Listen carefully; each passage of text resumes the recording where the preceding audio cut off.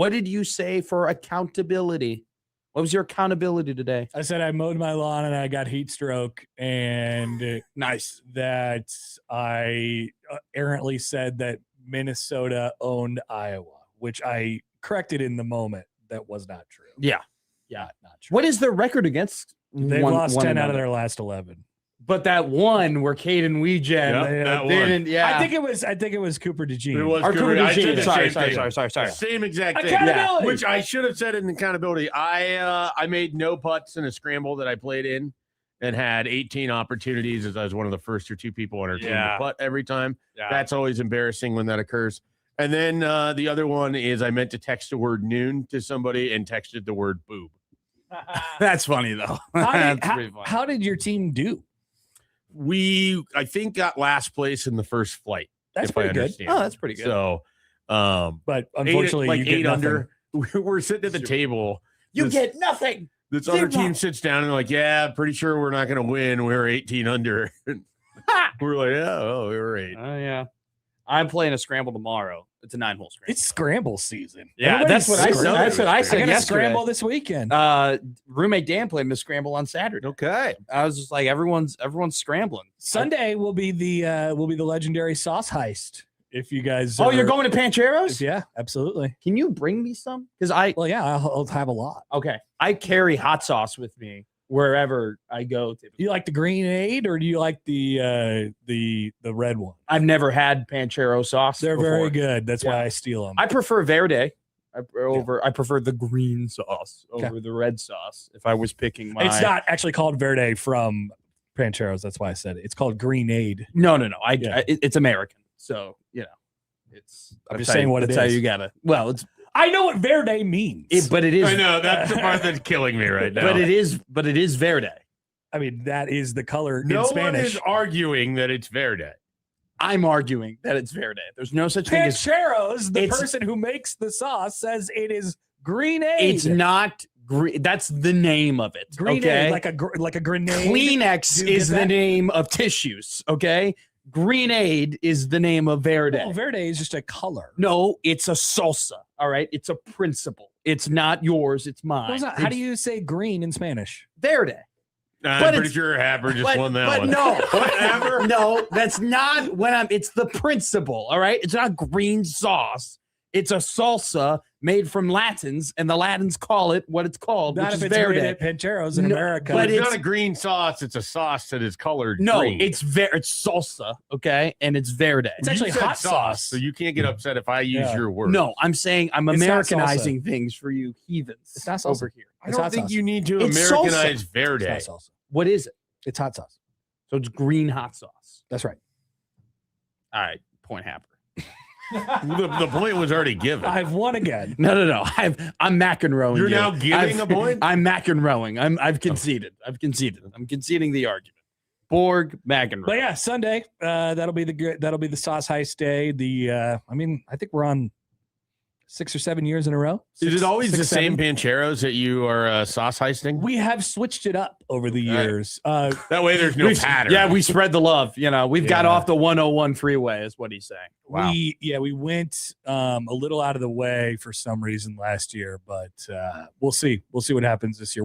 We will have less men coming back so less manpower coming back. I just laughed how you said it that way, like it was like you're coming back from a battle. Sometimes we have 4, sometimes we have 3, and one's coming from somewhere else. This time we will only have 2. So this isn't the Bromaha Open. That was last weekend. Okay, so what is this weekend? This is Dubuque. Okay, and that's just Dubuque. This is every year I go to Dubuque. Yeah, is Bromaha Open and Dubuque typically on back-to-back weekends? Unfortunately, yes. That is tough. Are you going to get another Dubuque shirt? I don't know. We'll see. We'll see if we win. Can the you find a Dubuque raffle. Bears shirt potentially? Great. We will go to Dolph's bar and park in his parking spot. Really? Yeah. You're gonna go to Gary Dolphin's bar? Uh-huh. That was a great promo they ran for 3 months. Went to Gary Dolphin's bar. Gary Dolphin's bar. Parked at Gary Dolphin's parking spot. We did. We had a beer with Gary Dolphin. Gary Dolphin was not there last time. I thought he was there last time. He was not there. We were waiting for him to come in and say, "Hey, who parked in my parking spot?" Wait. Do you not know Gary Dolphin? Not at all. Oh, I No. thought you knew him No, because he's. well, I'd get to know him if he came in and said, "Hey, someone parked in my parking Maybe if spot." you would show up, Yeah, you get the chance meeting that you've always needed. I definitely thought that like broadcaster to broadcaster, you Never knew met Gary him. Dolphin. Never, That is so much funnier now, actually. never met him. I thought you were cool with him, and then you were just like, "Yeah, I know Dolph. I'm just parking his parking Are you spot." cool with Gary Dolphin? Yeah. I don't know Dolph. Poll question: Are you cool with Dolph? No. I am. I don't know. Could be a lot of different Dolphs you could choose from. Lundgren. He seems Ziegler. He seems cool. He's got a bar in Dubuque. It's called Gary Dolphin's I would Iron love. Bar. I would love to be successful enough in broadcasting to then open up a tavern and just call it McMaster's. That'd be pretty. That'd be pretty dope. We'd gotta- serve. You got some time to go. We'd serve 5 things, and they're all soups. Okay, nobody would go there. We only serve soups and You just want New England clam chowder You enchiladas. want to open up a Panera or something? Chimichangas. Yeah, dude, I would be a great Panera franchisee. Everything that's green is called verde. Yes, everything Panera, but spicy. You know, That sounds awesome. Yeah. That's a great pitch. There will be a pizza ranch that is visited. Yeah. You know, all the regular things. I would just Go tell to the go to Panera- a place called the Dog House. yeah. It's I just, would call I it feel the like I would everywhere call has that a the dog Perro house. Casa del Perros okay. What's that mean? doghouse in Spanish. There you go. Nice. House of Dog. A lot of people, a lot of towns Well, have dog house. Literal translation would That's- be House of Dog. Yeah, but that's how you speak in Spanish, Michael. Well, I'm Americanizing it for the American. Thank you for the Americans. We love the Americans. Shout out We to know we Dubuque. have to be worried about the Americans. Shout out Johnny's- to the Bukes, to the dirty Buke. Oh man, what a town! Dude, What Are a you town. on a lake? What are you doing in Well, I mean, Dubuque? it's right off the Mighty Miss. Okay. Which I believe they've had some flooding in. I was gonna the say we got to be area getting recently. close to flooding season. But I know the Diamond Joe Casino will be ready to go for me. And Have you been preparing? You've been practicing for well, the Diamond you Joe practiced Casino last I weekend. practiced last weekend. again? Yeah, I basically did. I'm doing like the same exact weekends back to back. But you've sorry. Then the weekend I was offended. Anytime you go to the casino and you don't invite me, I take it as personal. I went to a casino in Marietta, Kansas. Yeah. last week. No. But there was a weekend before where you went to a casino in Iowa, and you did not let me know, That is true. and I was personally offended. Yeah, I just had some time to kill. I feel that. Yeah. But I would have loved to kill it with you. Sorry, I think you were on the air actually. I would have left.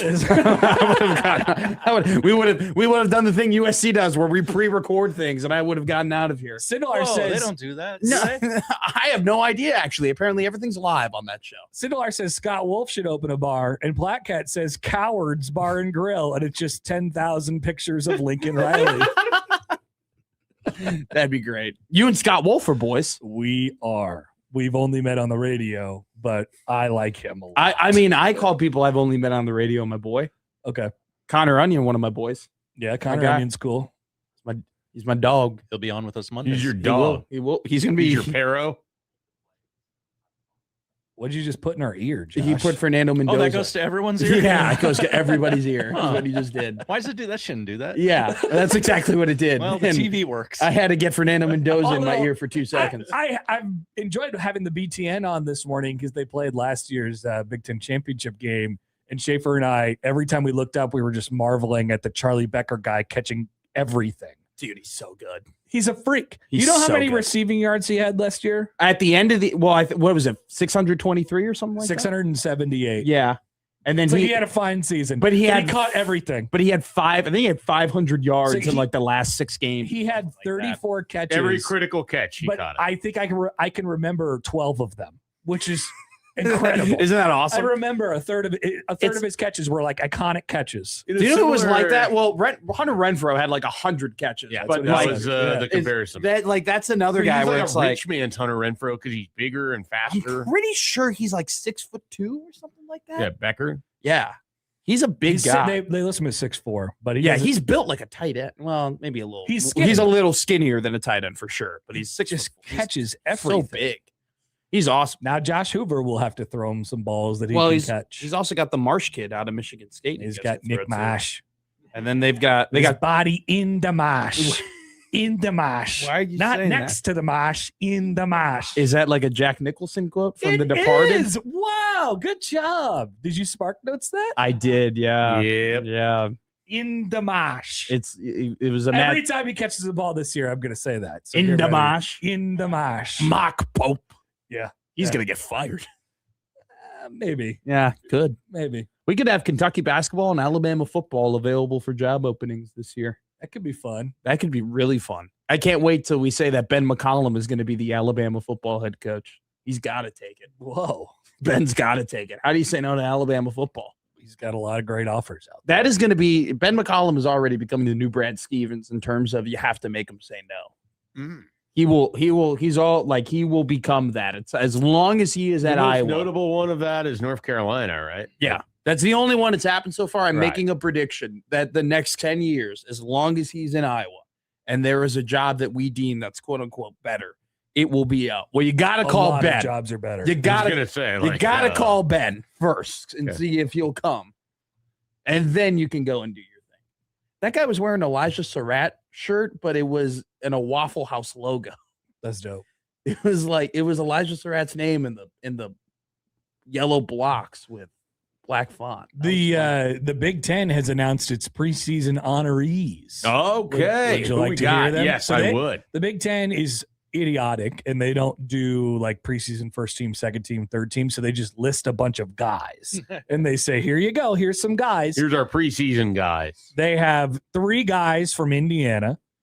Charlie Becker is indeed one of them. Elijah Hardy and Tyreek Tucker are the other 2.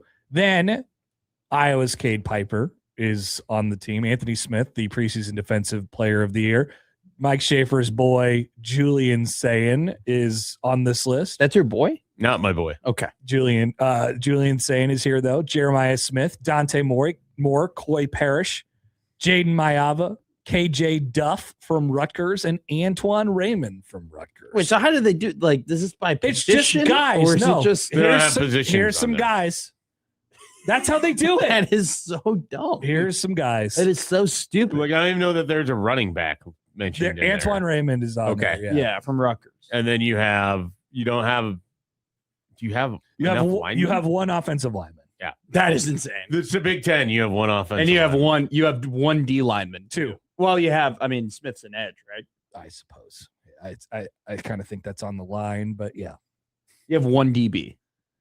Uh-huh. That is crazy. That's right. That is insane. Here's guys. That is the stupidest thing I've seen in quite some Big time. Ten I didn't know guys. that they did so this. when they do like the broadcast at the start of the season, they're like, this guy was named first team guy.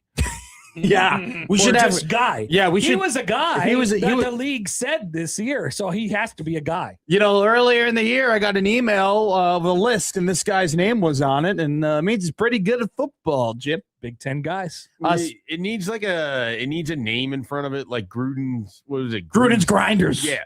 So you need something like that, like Petiti's Princes, something like that. I don't know. Here's You the go funny thing iteration about of it. the funny thing about Gruden's Grinders is that Gruden would pick the most obscure, like special teamer, Tony's Toys. and like Tony's Toys. I think it stemmed from like Gruden loved his college tape and something like that, and John was just so hyped that person was on a roster, Like, I just love this guy. so he would name him his Gruden Grinder, Sure. and then like that guy's name wouldn't be said the rest of the broadcast. Like that guy would do nothing the rest of the time. It would just be like, that's my grinder.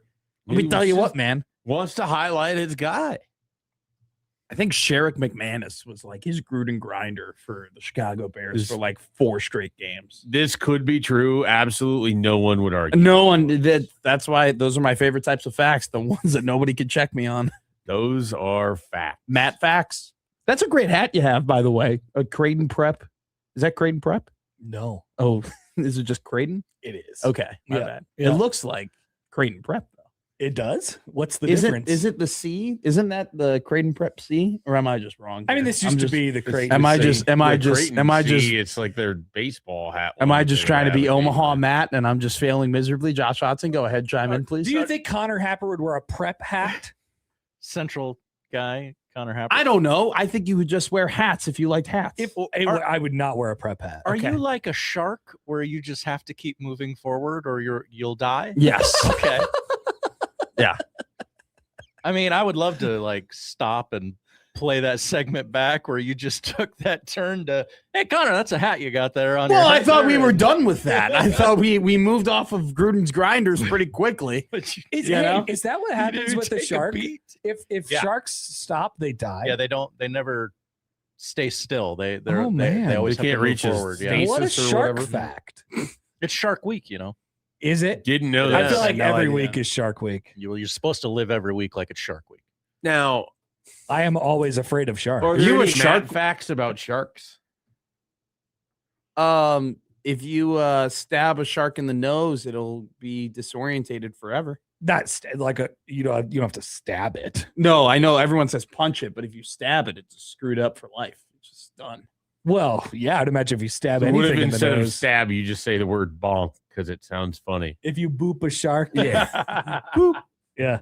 I don't know what happens if you boop a shark, but sharks don't want to eat you. They don't look at you as food. You know, they just like shiny things. That's why you shouldn't wear watches or like shiny jewelry when you surf, There you go, shark fact. because Look at that. that's what makes them irritating. They go up and they I grab didn't it. know that you knew much about surfing. Well, I watched Soul Surfer, and then that's that's Have you all I ever got. felt threatened by a shark? No, I've never encountered a shark before. Dude, one time I was in the ocean and I saw What that. about loan sharks? I have encountered those, but I haven't taken. You haven't encountered a lone I shark. haven't. No, I haven't. Absolutely not. And I have. I mean, but I haven't given into them. No, that's true. I haven't. That is true. I'm not in debt that I can't Matt get out of. McMaster doesn't give in to loan sharks. I don't. good. Not yet. Currently, right now, Red haven't man. done in it. parentheses under the. Yeah, I hopefully have a lot of time on this earth. We could see what happens. Depends how often you go to the casino. I really don't go that often anymore. Last time I That'll went. keep you out of the loan shark. world. Last time I went to. You don't bet enough to be up in the loan shark game. I no, I don't. I'm $100 at a blackjack table. Right. Play like 8 hands and then I'm done. Which is why last time I went to a casino, I did not gamble.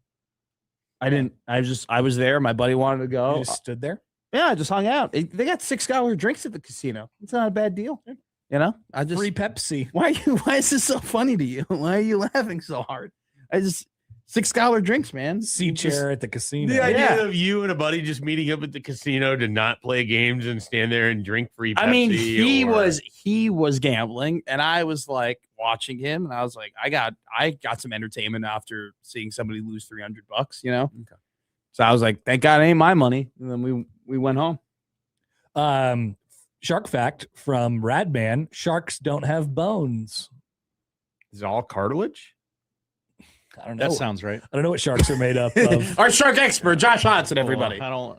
I have 8 shark, Nice. Oh yeah. fermented shark. It's terrible. Fermented. You've eaten fermented. You've eaten Yeah. kimchi shark. It's like a thing in Iceland. Like it's like a Oh wow. I don't know. It's one of their. I wouldn't call it a delicacy. It's just like something that they have locally there that you can get at bars. Is Like it you go called to- something? I'm sure there's an actual name for it. Yeah. I'm sure I can't pronounce that actual name either, but I'll look this up. It's the most exotic it was food. like not noticeable in any way, shape, or form. Is that Like, the it didn't most- have like a really noticeable texture or smell or taste. That's the case with most of the. It was just meats. like a poppable bar snack for people. Yeah. Like shark beef jerky of some sort. That sounds disgusting. That sounds like something I would not want to partake in. I do love though, like a bar that's got peanuts though. Absolutely will not pronounce this correctly. Carl. Carl? Yeah. Carl? Yeah. Carl. Yeah, that looks disgusting. Is that the most exotic food you've ever eaten? I think the most exotic. probably. Like I haven't eaten a lot of random animals. Neither have I. I wanted to try puffin when I was there, but we never did. That's a delicacy, though. I mean, it's a real delicacy. Most Yeah. exotic thing I've ever eaten is alligator at a baseball game. Yeah, I've done alligator. nice. Crickets. No, We can eat alligator Chocolate covered tomorrow. crickets. They have crickets at the. Would Mariners you commit to games. eating chocolate covered cricket? yeah, I'd give it a shot. We can get a box of chocolate. I'd give crickets. chocolate covered crickets a shot. I think have some friends that are very into the insect eating, and really, they're really into tin fish. Why? What's that mean? What's that? They go That's to the British, specialty right? stores and buy like pickled herring and all of like these, and then they put it on crackers and send pictures of it back and forth. And I was like, what are we doing? I think they're just bored. What happened to when we just talked about what happened in sports the night before? I don't. Part of the problem with group text is it just evolves into people's running diary of what they're doing throughout a day. Yeah, that's why I don't participate. And I mean, I know too much information about people. I've left the family group chat about 6 times, and I keep getting They'll added keep back, putting you back. and I keep leaving. It's called La Familia. Because it creates its own thing when you leave it, and it like so you can't leave it. You can't Yes, leave I it can. because then it creates a How's it a going rift. for you? They keep putting me back, and I keep leaving. And at this point, I haven't been put back in the last 2 months, and I don't think they will. I don't you're want. going back. I don't want my text from my Tia Sandra. Okay, I don't. I don't need to know what she's doing on a given week. I don't. I don't care. She's great aunt. Don't need to know that she's doing this or she's doing that or she's going here or she's eating this or eating that. I don't. I don't care. I don't care. It's not a Thursday. I don't care. Same You thing. only with- care You on only Thursdays? care on Thursday? No, Thursdays is I don't care. Oh, That's that's another crossover joke. That's the other people no, I know talk about to. that. I know about that. How are segment. those people? They're fine. They're okay. I saw John. I saw John for the first time in years. What felt like at the Yeah, I baseball know. game. I'm gonna- I had to say goodbye. I was like, John, I don't know when the next time I'll see you is. It was Shake my nice when hand. everybody was together. I want to shake your hand. Shake your hand. I like the idea. Matt had offered to organize a bowling night. I don't know where that went. Yeah, but, yeah. Shoot, that's really gone by the wayside, hasn't it? It's all right. I wanted to do that, but I'll ask. I go see. bowling with you guys. Yeah. All right, I'll ask around. Maybe I'll Happer's do that pretty today. good bowler. I've watched And him that bowl. doesn't surprise me. Connor Happer is one of the annoying people. He's like good at a lot of the things that he does, and it'd frustrate me at like a backyard game. Are you good at bags too? Maybe. Yeah. So annoying. So annoying. Yeah, Happer doesn't golf for a year and he shoots an 82. It's just No, like it's a awesome. 78. It's so frustrating. That was that. I'll never do that again.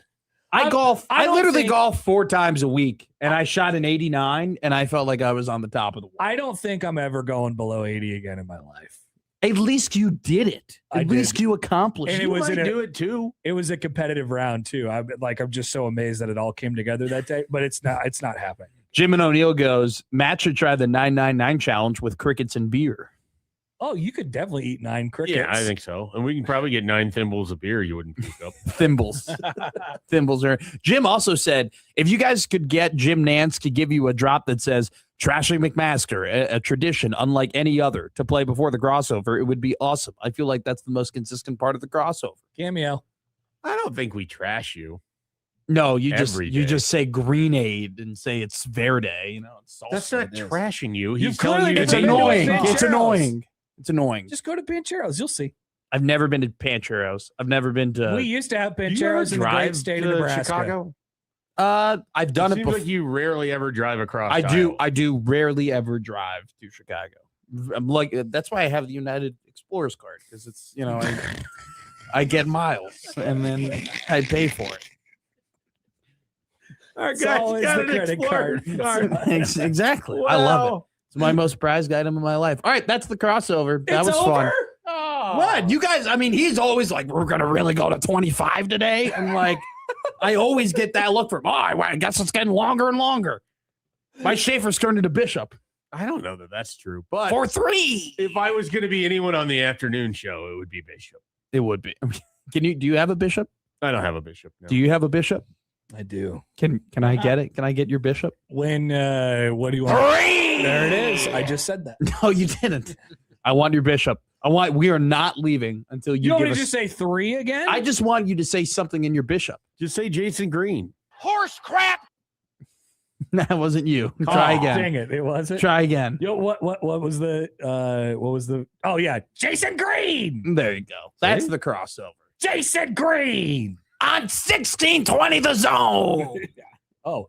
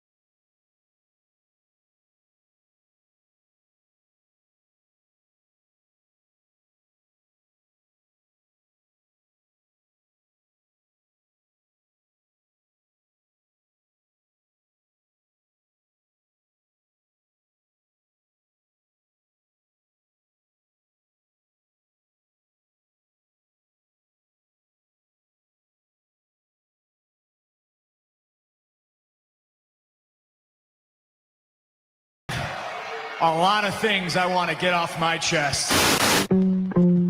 That's an absolutely horse crap call. Make room for Daddy. But they are who we thought they were, and we let them off the hook. Chicago is.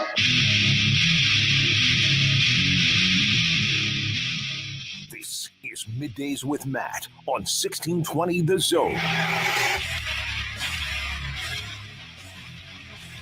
Middays Matt live and rolling on the 1620 Zone Radio Network. Matt McMaster, as always, joined by Josh Odson on a very, very, very special Big Ten Tuesday here on the Zone. It's Media Days, people. Give yourself a round of applause. Go ahead, clap it up. 2 hands on the wheel, but maybe a little pat on the back. We've made it. We've made it to Big Ten Media Days. All of you have circled it on your calendar, right? You've all said, oh, my God, we're only 3 weeks away from Big Ten Media Days. We're only 2 weeks away from Big Ten Media Days. And we're only 5 days away from Big Ten Media Days. Well, today is the day. Big old Tone, not Anthony Calandria, Tony Petitti talks at 10:45 in Chicago on probably the most inconvenient time to host a media day in a hotel in Chicago history.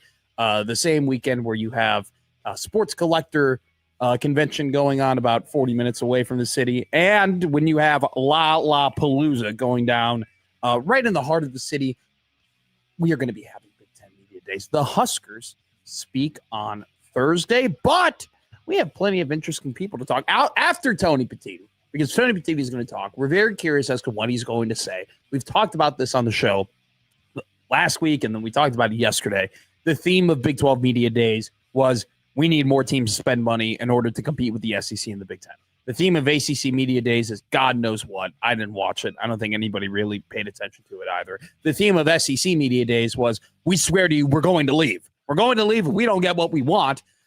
What will the theme of Big Ten Media Day be? What will be the main sticking point that Tony Petitti will say? What will be the consistent buzzwords said by coaches throughout the week? We will find out over the next coming days. We have an interesting slate of coaches to speak today at Big Ten Media Days. Illinois head coach Brett Bielema will be there, coming off of another successful year in Champaign, Illinois.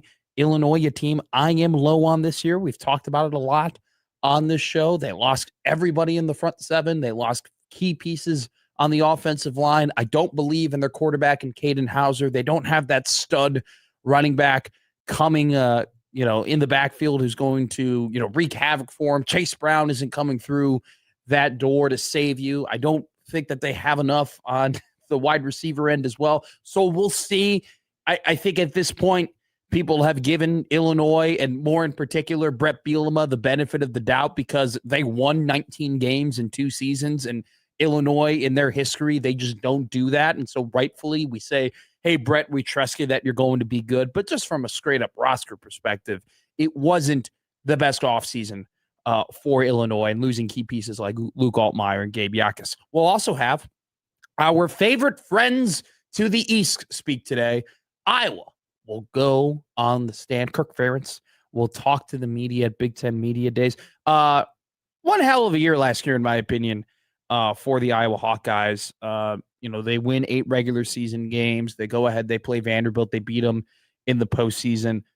They have a lot of guys go in the draft this year. They had 7 different draft picks this season that came both on offense and in defense. Obviously, the highest pick for the Iowa Hawkeyes last season was Logan Jones, who's going to be the center for the Chicago Bears. They also lost Jennings Dunker, the offensive tackle, but they're still going to have a really, really good offensive line. They got a great tackle along with Cade Piper, who is going to be, your preseason All-American center on a lot of different publications to begin the year. Returning to, pretty key pieces of that Joe Moore award-winning offensive line, but still 7 draft picks, a ton for Iowa. I'm almost positive it's the most amount of draft picks that they've ever had in one go-around in the team's history. I've said this a couple of times. You look at some of the teams that Iowa has fielded over the last couple of years, and you go, how did that team only win? Or you go, how did that team win 10 games? How did that team win 9 games? I think last year I look at this Iowa football team that they had last season, and I go, how did they only win 8 games in the regular season? Like they brought Oregon to the absolute wire. I mean, that was a instant classic that was played that they very easily could have won. They collapsed against USC, where I think if you're an Iowa fan, you look back to that game and after, especially how they played in the beginning parts of that game, you go, how the heck did we lose that one?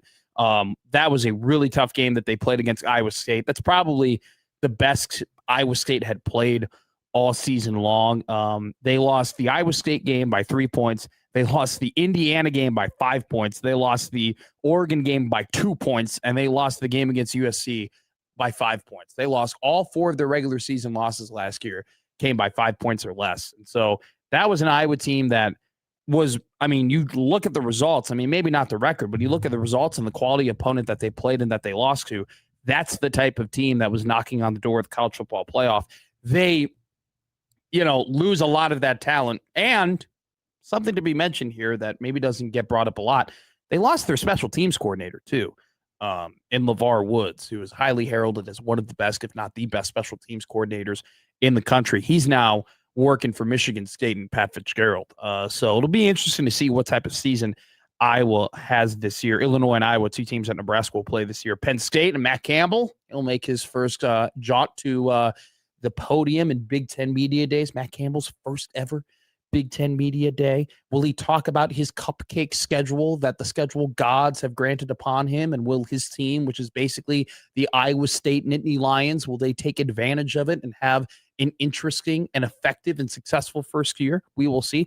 Rutgers will follow Penn State. Nebraska plays them this year. Antoine Raymond, one of the best running backs in the Big Ten, Greg Schiano. Pretty interesting season for him. And then last 2 coaches of the day will be Lincoln Riley and Luke Fickell, both who's I think Fickell's job security is definitely up in the air. Lincoln Riley's is one of those things where you like USC's had winning seasons and USC's had some great players. They just haven't been able to put it all together in the college football playoff and make it to the college football playoff, And so it's one of those things where it's like, they've invested a lot of money and have a ton of expectations. And I also think too, where Riley coming from Oklahoma and the success that he had there, I think people thought, man, he's going to flip that thing right away. Like that's a match made in heaven. USC is going to be a national contender almost immediately. And they haven't been. He hasn't reached the expectations that a lot of people have had for him since being in Southern California. This is going to be a very big year for him. Also considering the fact that they put a lot of money in that 2026 recruiting class. And yeah, I mean, obviously you got to let classes marinate and let classes develop, but there is no shortage of investment when it comes to the USC roster. So interesting slate today of coaches speaking at Big Ten Media Day. At any point in any time they say something interesting, we will let you know. More than likely, though, like it's really just Petitti and what is he going to say about the SEC threatening to leave? Will he say that that's something that the Big Ten is looking into? Will he also kind of threaten the NCAA? I doubt it. I don't think that's his style, but we'll see. Well, I mean, it almost undoubtedly, minus 500, he brings up playoff expansion in some way, shape, or form during these media days and going to 24 teams. That's been a sticking point of his in the Big Ten. And, we've kind of covered the reasons why. Obviously, you want to get more college football playoff representation within your conference, but it also, something does need to be mentioned about the TV aspect that plays into it, right? Where Fox would love to get extra playoff games in order for them to broadcast that and make a lot of money off of what that inventory would look like. And if there were to be extra playoff games, ESPN wouldn't be able to broadcast those. And so Fox could rewrite an incredibly big mistake that they made, which is allowing other networks to get the playoff games ahead of them. So we'll see if Petitti speaks on that. We'll see if he gets asked about Fox and TV networks. And I mean, I just think we're in such an interesting time when it comes to being a commissioner, not only just for the Big Ten or the SEC, but any conference in college sport at this point. And, Petitti is the guy that gets to boast, hey, we have the best conference and the sport that moves the most money, and that is undoubtedly the most important, not only from an interest perspective, but also a financial perspective as well. So it'll be interesting to see. Do you see that, Josh Hodson, right there, as they have the 3 national championships up at the podium right now in Chicago? It's a statement. They have all 3 trophies up and present right next to the podium that Tony Petitti is going to speak at, obviously representing Michigan, Ohio State, and Indiana, the 3 national championships that the conference has won over the last 3 years. This is kind of neat, too. Do you see in the background, Josh, that they're actually flashing all the draft picks that came from the Big Ten last year? That's interesting as well. Oh, okay. And then they got the schedule there. That's kind of a neat little thing they're doing. They did not go short on the budget at the Big Ten Media Days. That's what we're here to report. So we'll keep an eye on it for you as you keep an ear on us on the 1620 The Zone Radio dial and 97.7 in Central Nebraska. We will have Michael Severe on the show at 11:20 today. He'll be with us for about 20-ish minutes. He is currently on vacation in New Orleans, so he's having a great time in NOLA. We'll probably ask him a couple questions about his New Orleans Saints and how he's feeling about them, along with the defensive line. I'm going to do it. I'm going to talk about the defensive line today. I think the D-line, I haven't felt the need to do a full, I won't give myself too much credit and call this deep dive, but I haven't gone ahead and done a full-on segment on the defensive line because it's just been a common theme of this year and something that we've been able to kind of thread throughout in these, conversations, these macro conversations that we have about Nebraska football and the schedule and what they might do this year. And they're a consistent theme because, let's be real, this was the Achilles heel of the team last season. If Nebraska football has a better defensive line, right? You take, here's a funny little hypothetical, like take 2023 or 2024's defensive lines and put them on the 2025 team. How many games does Nebraska end up winning? I'd say they probably end up winning at least one more, maybe even 2 more games in the Big Ten if that were to happen. And so they were not wins above replacement last year. They were definitely wins below replacement in terms of what you're looking at for a Big Ten defensive line. So we'll dive into the numbers and I'll ask some questions because I think there's a progression of questions that you have to ask to eventually get to the point where you can start having some answers and actually start putting together some things that make sense in terms of what will expectations be. And more importantly, and probably the most important, is how good do they need to be? And so we'll discuss that to begin the 11 o'clock hour. Then we'll be joined by Michael Severe. We'll have the odd news at 11:45. And then it's Top 10 Tuesday. We'll do that later in the show. This week, we've done the last couple of Top 10 Tuesdays where I have known what the top 10s are, and I have been able to join in. We'll go back to our regularly scheduled format where the top 10 is only by Josh Hodson, and then I will provide a little bit of fodder there. We'll also have a little discussion about Ohio State. They have a jersey patch. By the way, still shocking to me how many people have not read/educated themselves on the Big 12's deal with Monster Energy. Like, everybody is comparing these jersey patch deals, especially the bigger ones that happen, to the Monster Energy deal in the Big 12 conference. Guys, those are completely different things. Those are completely different standards. They're completely different deals.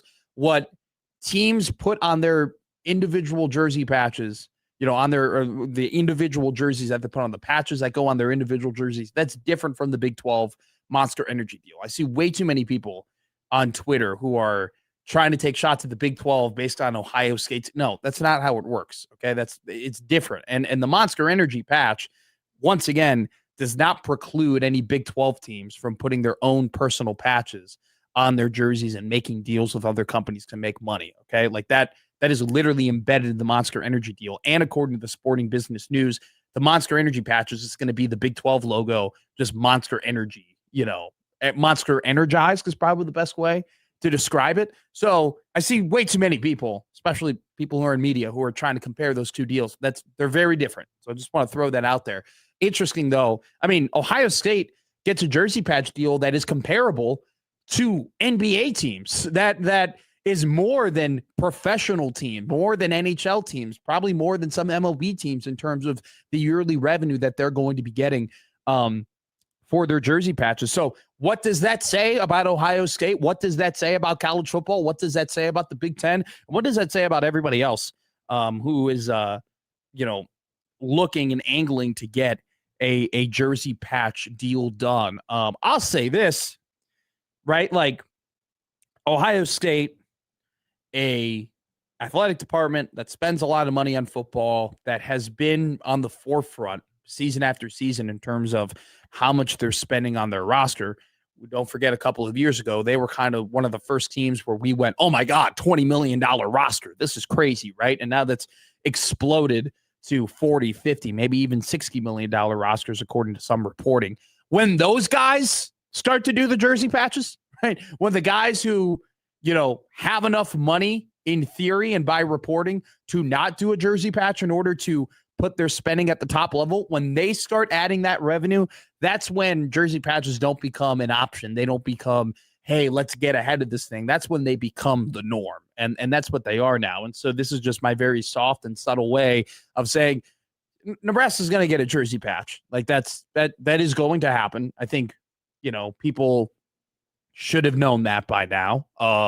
Maybe some people have been in denial about it, but it's going to happen. It's going to occur. It's going to be more than likely to a local business, and they're going to do their deal, and it's going to be whatever. And at this point, it's just a part of the game. And honestly, I think a lot of people are saying like, oh, now that Ohio State is doing it, everybody has to do it. I kind of felt that way when Kansas basketball did it. When Kansas basketball got some random ass crypto, trading site that I've never even heard of, but they were going to put that on their, basketball jerseys, which is, those jerseys are held in such high regard, and there's such a symbol of just pride for the people of Lawrence, Kansas. When they say we're going to put a sponsorship on that jersey, that's what I really thought it was over. Now it's really over with Ohio State saying that they're going to put a JP Morgan Chase on their jersey, which it is kind of interesting and a little funny in a way to see, like, there are going to be some schools that have very local, very, very local jersey patches, like hey, this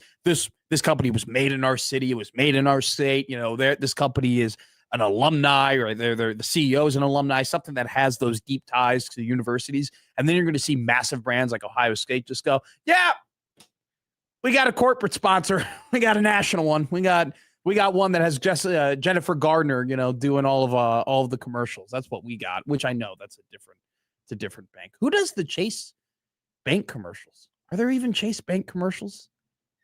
Chase has the guy who lives at the bank. I don't know that guy. They got to work on their commercial game. I will take Emu the Limu on a Nebraska football jersey. Connor Happer also did not read my text on the air when he was talking about what would be a funny thing for Nebraska football to put on their jerseys. Do you know what I texted him? You know exactly what I texted him. What would be a funny jersey patch to put on Nebraska? I do not. Paul Newman. Oh, yeah. Once again, if anybody puts Paul Newman on their jersey, Josh, someone should. It'd be a great bit. By the way, they'd make a lot of money off of it too. I got a dressing sponsor. Screw your banks. You guys are boring with your banks. I got a vinaigrette on my jersey. Come on. Poll question. Would you want a vinaigrette on your jersey?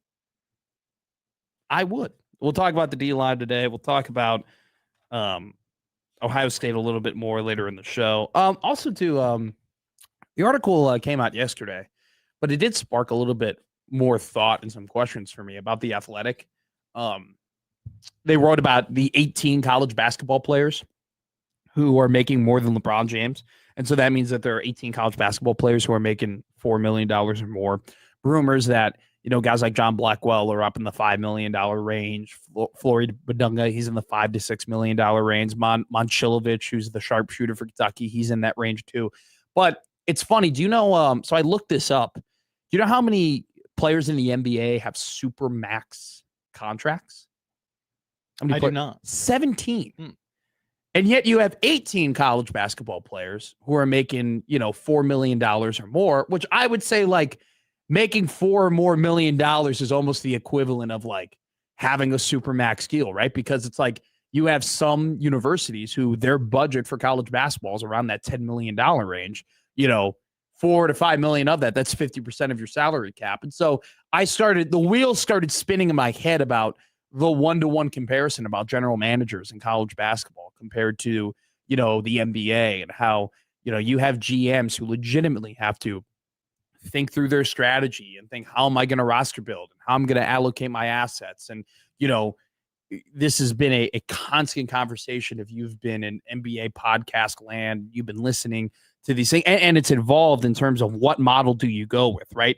Back in 2010 to about 2017, it was all about the 3 superstar model, right? You'd get 3 superstars, then you go ahead and, you just get a bunch of guys who are serviceable behind them, and that's enough to win championships. Then the salary cap got a little bit adjusted, and, some different deals came in. And so then it became, all right, hey, we're going to have the 2 superstar model, right? And then the cap got adjusted again to the point where you have these max and supermax deals that, just make guys don't want to go into free agency, and they want to consistently sign with the team that drafted them because that's how they make the most money.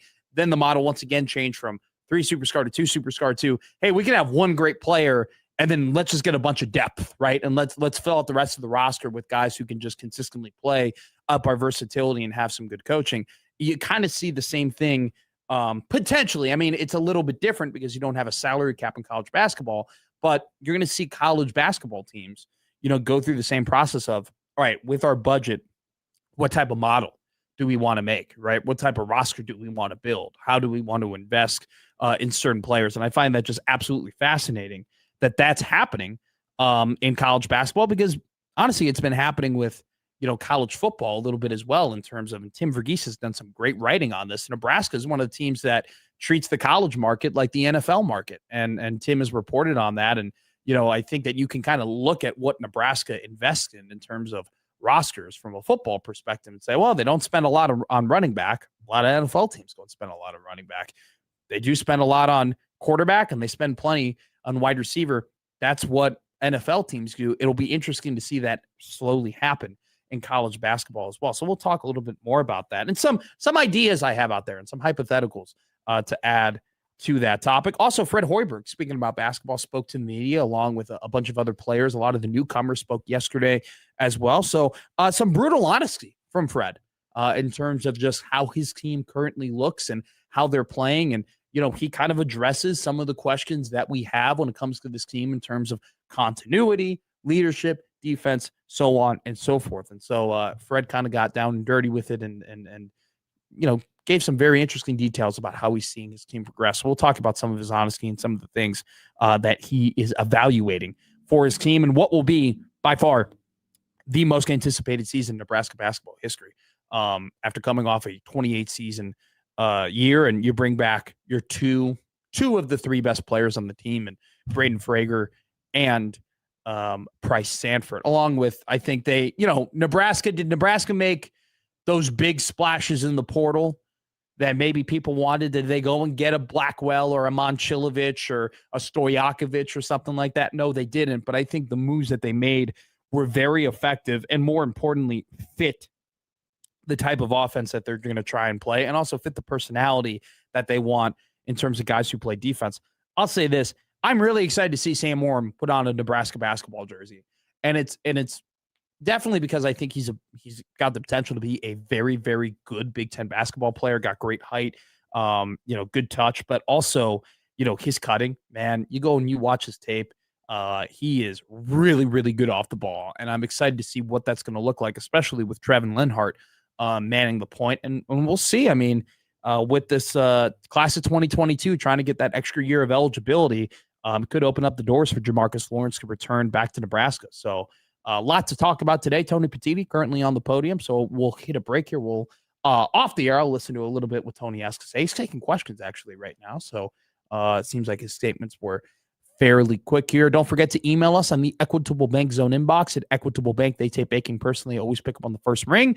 And call us on the Prairie Flower Casino Zone hotline. Prairie Flower Casino. Play longer, win more. 429511620 at Matt McMedia, at producer Josh. Tweeted us at the Liquid Trekking Zone Twitter feed. We'll hit a break here and talk about the defensive line, Nebraska football, coming up next here on 1620 The Zone.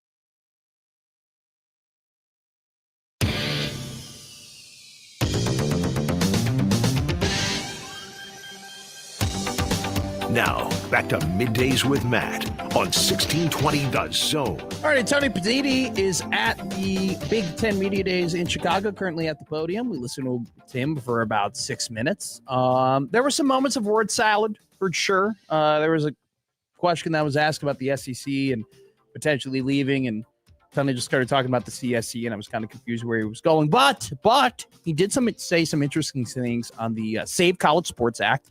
Apparently, he is supposed to review the bill today, and definitely is willing to give it support if he thinks that it does more harm or does more good and helps them out in the ways that he believes it should, as opposed to the opposite. So definitely seemed like he was open to supporting the bill, but he talked about just different parameters they're interested in. He also brought up, having a budget for high school recruiting, which I thought was very interesting, which I think is something that kind of just gets thrown under the bridge in terms of what's important in high school or just in college sports. I worry a lot about just how we're leaving some high school athletes behind.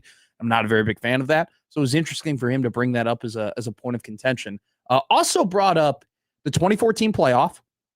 Still very much said that he is in support of the 2014 playoff. But like the Save College Sports Act, he said, if the 2014 playoff makes sense and we can schedule it in a way that benefits everybody and we, see how it plays out and it brings more value to us in the format that we do it, then we should go ahead and do it. But also just kind of made out the point that they want to do the best format that they possibly can for the college football playoff. He did bring up a tidbit in terms of the fact that if we remember, the Big Ten used to want automatic qualifiers. Remember this? They wanted to have X amount of automatic qualifiers for their league. He has since said at the podium that that's no longer a point that's not longer a thing that he wants to push through, that's very important to them anymore. Any takeaways from you, Josh Johnson? No, I just want to inform the audience. Some of you might be asking, well, why aren't they airing Tony Petitti's statements? He's the conference commissioner. This is a big deal. A lot of our audience is driving, and we don't want to put you to sleep and cause a number of car accidents. Yeah, it's not overly entertaining. I think I've given him a little bit more credit. I think you picked the right things that were interesting. 1,000,000%. Let me give you a quote from Heather Dinich, who's there, and she just kind of just fully quoted what Petitti said here. She goes, Petitti said, I think there's been a lot of movement among coaches and ADs that 24 is the right number, and we've got to see if it has the right value, and we have to understand that process and how we schedule it. So much like the Save College Sports Act, he hasn't put 10 toes down on whether or not he likes something or doesn't like something, or whether or not he's behind something or not behind something. He's more so said, this is what we prefer. We would prefer this to happen, but we have to make sure that it works out for everybody, which I think is a very well-mannered way of looking at things. So that's it for Tony P in terms of the coverage on this show. If he says any more interesting things, it will pop up at us on the Liquid Trucking Zone Twitter feed, and we will read you those quotes. Instead, let's talk about something that everybody wants to talk about, it seems like, in this state, the Nebraska defensive line. Right? Okay. Yeah, sure. It's look, we haven't really fully dove into the D-line just because we haven't needed to. We've talked so much about this football team, and the D-line is always just kind of a threaded in point about how this team is going to look and how this team is going to perform. And I think a lot of the games that people might look at and say, well, it's going to be a tough one for him, it's because you just don't know what the performance of the D-line is going to look like. Let me just read you some stats here just to kind of really tell you how bad this thing got. Rushing yards per game last season, Nebraska gave up 183 rushing yards per game. I was 104th out of 136 teams. They gave up 5.1 yards per attempt. That was 119th out of 136 teams. Opponents ran, I didn't know this before I dove into the D-line. Opponents ran the ball against Nebraska 58% of the time. 58% of the time, Nebraska's opponents decided to run the ball. It was 125th out of 136 teams. Nebraska was the 11th most run against defense in the country last season. In terms of sack numbers, Nebraska's sack percentage was average, right down the middle, 68th, 6.03% sacks percentage, and 1.6 sacks per game. That was 101st out of 136 teams. So yards per game, yards per attempt, opponent run percentage, and sacks per game all in the hundreds out of 136 teams in college football. I think there's a surface level of having this conversation, and then I think there's kind of levels that you can dig deeper and start asking more questions, and you can start finding some more answers by doing that. The first question that is always asked in terms of, okay, this thing getting fixed is how, right? How is this thing going to get solved? How is Nebraska going to be better? And I think at this point, now that we're past the one and only transfer portal window, we all know nobody's walking through that door, okay? Nobody else is coming to help Nebraska. Nobody else is returning or anything like that. Like, there's no new shiny toy that Nebraska's going to get that's just going to fix all the problems and plug all the holes. That's not happening anymore. And they went through the transfer portal, and they didn't really do that with one singular guy. They didn't make this massive, huge, we're going to spend most of our budget on this dude type swing. They got, specific guys to play specific roles. They got Anthony Jones. He's going to be, a veteran defensive end for Nebraska. They got Damon Stoudemire out of Boston College. They got Jashir Whittington, who everybody is really fired up about. I know people say things about, size, whatever, blah, blah. Guy's got a quick twitch. Trust people who are very excited about him. You go through the rest of the line, right? And it's like Riley Van Poppel.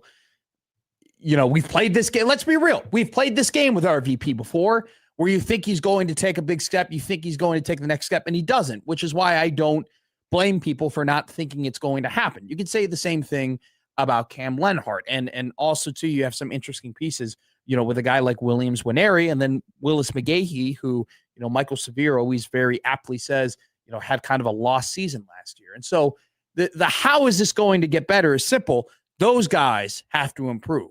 Those guys have to develop as players. And when you say player development to some people here after the last 3 years under Matt Rule, people go, he's not great at player development, which I agree. Currently right now at Nebraska, Matt Rule isn't great at player development. I think that some people give him a little bit more slack than maybe he should be afforded. In terms of, there are guys who have developed really well under Matt Rule, and has it been as much as maybe was marketed to you when he first got hired here at Nebraska? No. But if this defensive line is going to get better, these guys have to develop. So the next question is why?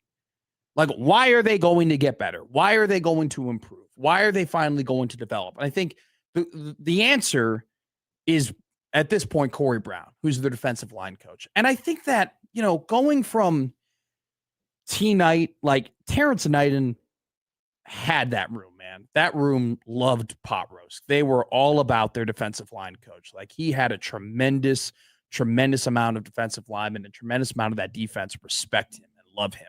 And I just think that from an archetype perspective, going from T Knight to a guy who had never had his own room before was just it wasn't a good decision. It wasn't the best decision they could have made.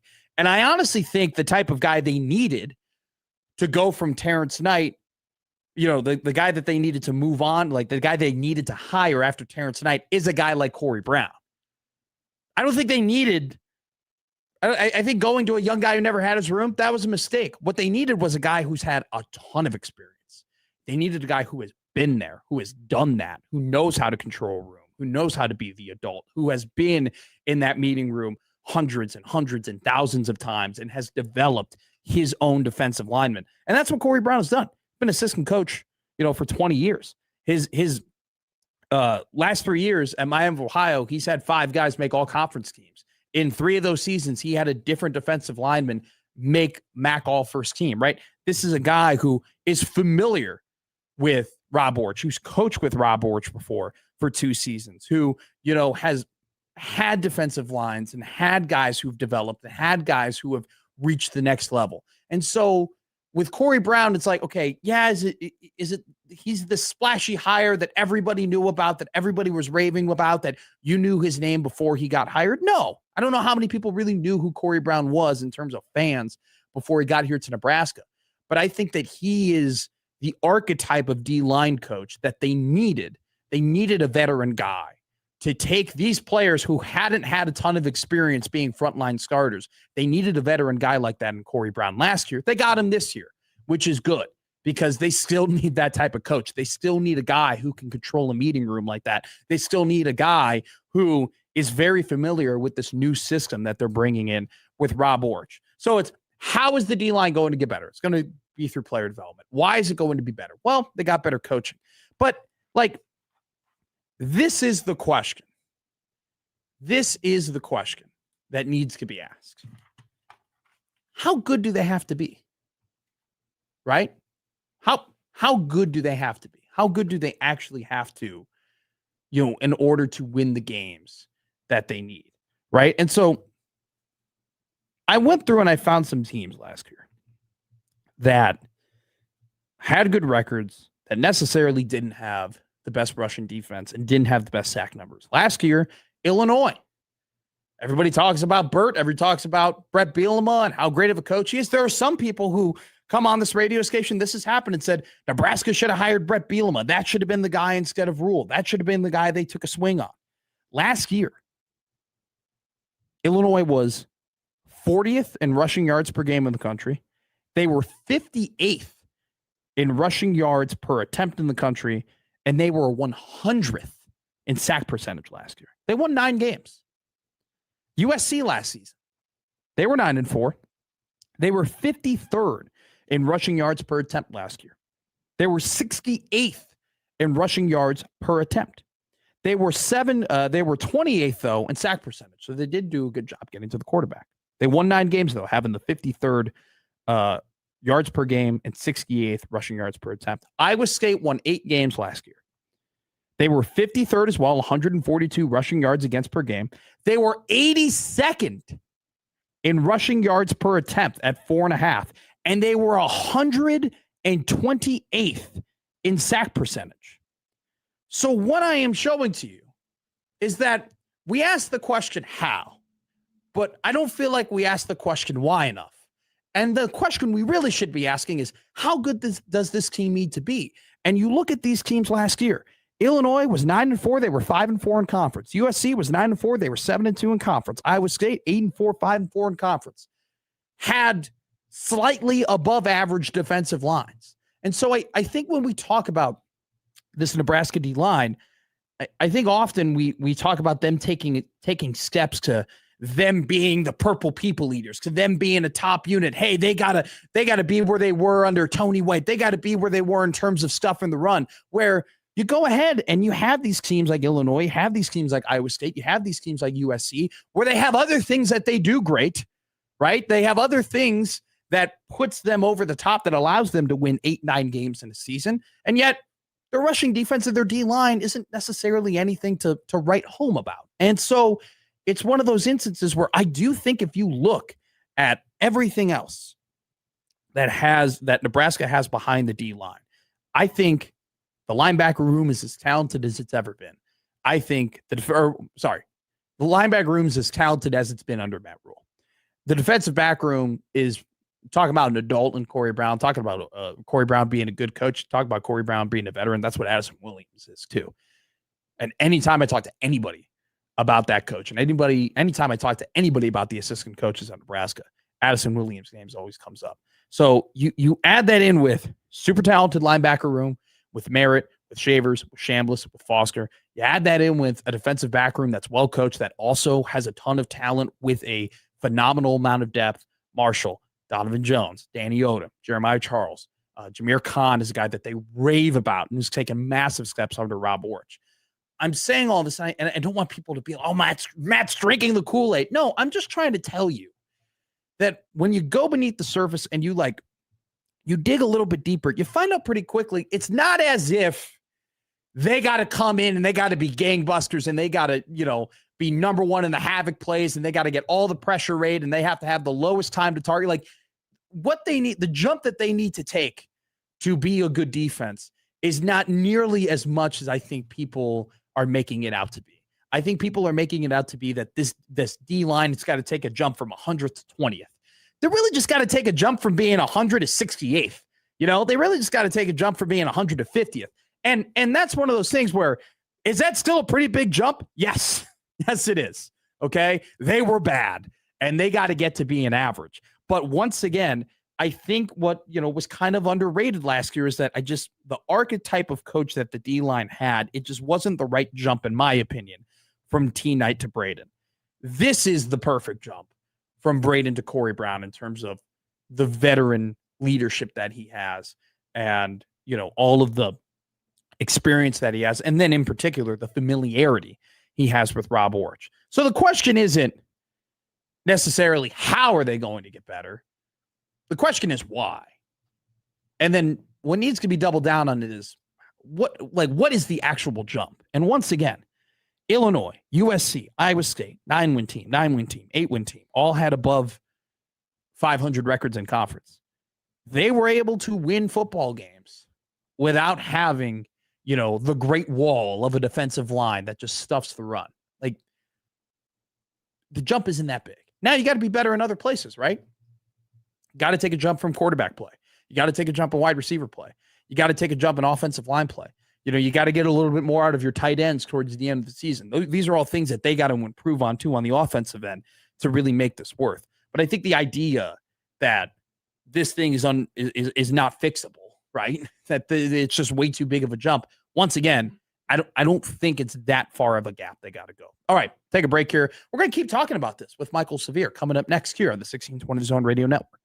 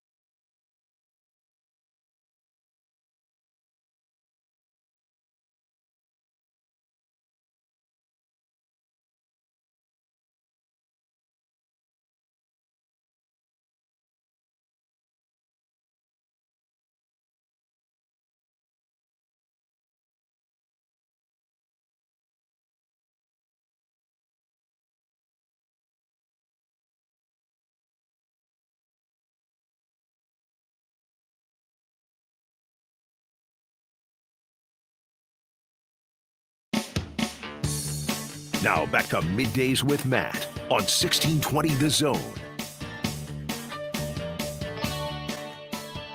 Sup, Michael? How are you? Sup, Matt? I feel so young. Sup. I'm joined by the executive director of the Judd Award Foundation, Mr. Michael Severe. First off, you got an event coming up, right? I do. Yeah. April 27th, we have the college football kickoff, which is our third year for doing it. We'll have a wonderful roundtable with 3 linebackers and a wide receiver. I wouldn't go to war with just 3 linebackers and a wide receiver, but if my 3 linebackers were Bo Rude, the 21st most tackles in Nebraska football history, Josh Banderas, a 3-year Letterman, all Big 8 play or Big 12 player, and then of course Mo Berry, who made history in a bunch of different ways here at Nebraska, and then Brandon Riley, who had one of the greatest catches in modern Nebraska football history. So I would go to war with those 4 guys. That's of course at that sports bar. If you were to get into a bar fight and you had to pick 3 types of positions on a football team, but you could you had to, but you can only pick one. You can't pick 3 D linemen. You can pick one of each different position, but you can only pick 3. What positions would you pick? It's funny. I'm listening to, under the recommendation of Mike Schaefer, a thing called, it's Blood and Guts, I think is what it's called. It's got the history of the NFL tight end, and in general, tight ends are crazy. They are, and so I'm gonna take a tight end for sure, because they're absolutely nuts. Some of the best wrestlers I know outside of linemen are former running backs, especially that were really good, like all-state wrestlers, and so I probably would take one of those guys, and then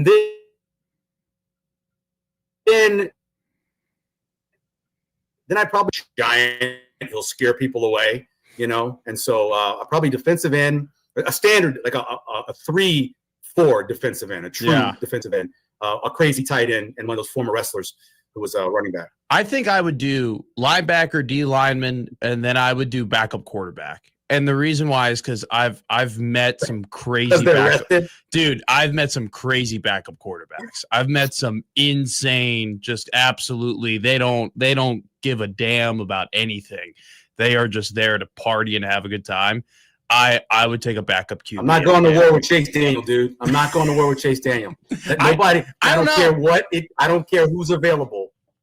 I'd go to war with Tyson Bagent. That's who I'd go to war with. I mean, that guy's a psycho. Well, I mean, if it was arm wrestling, I'm going with Tyson. 1,000,000%. Based off his dad, I'm going with that character. But I'm still.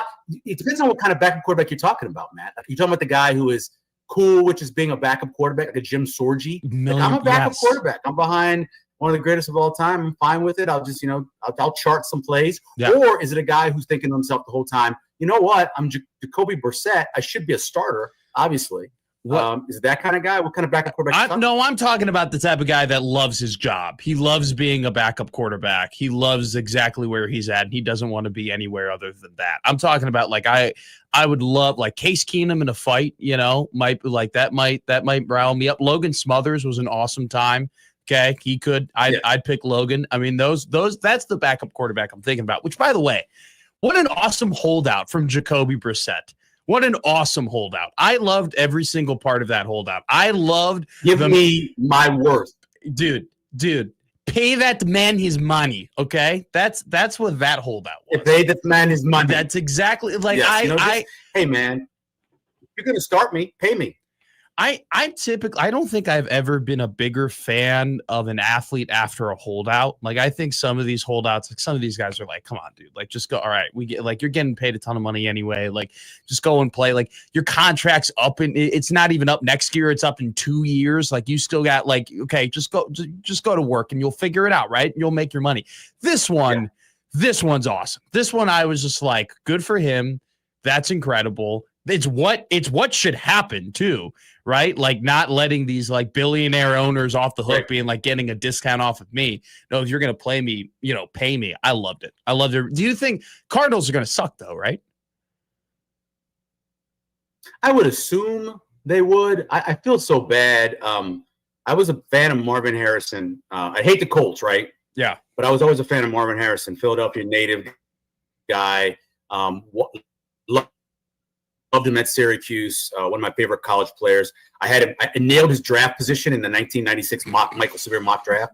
And so I always liked the dude and wanted to cheer for his kid. Did you see last week he dropped the pass across the middle in practice? Yeah. Right in his hands. I'm like, the kid's broken now. What the hell did the Cardinals do to one of the greatest college wide receivers we've seen? It's sad to watch. It's just so depressing. So they'll probably be pretty bad, yeah. I've been a fantasy football owner of his for 2 years now, and it's been tough. It's been very tough.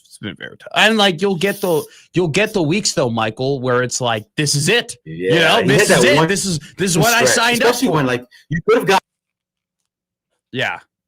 Yeah. I mean, I don't know. I think that I think it was a mistake having Kyler and having a defensive coach. I think they really messed up there. And I'm not standing on a soapbox for Cliff Kingsbury. I think it was time for Cliff to go.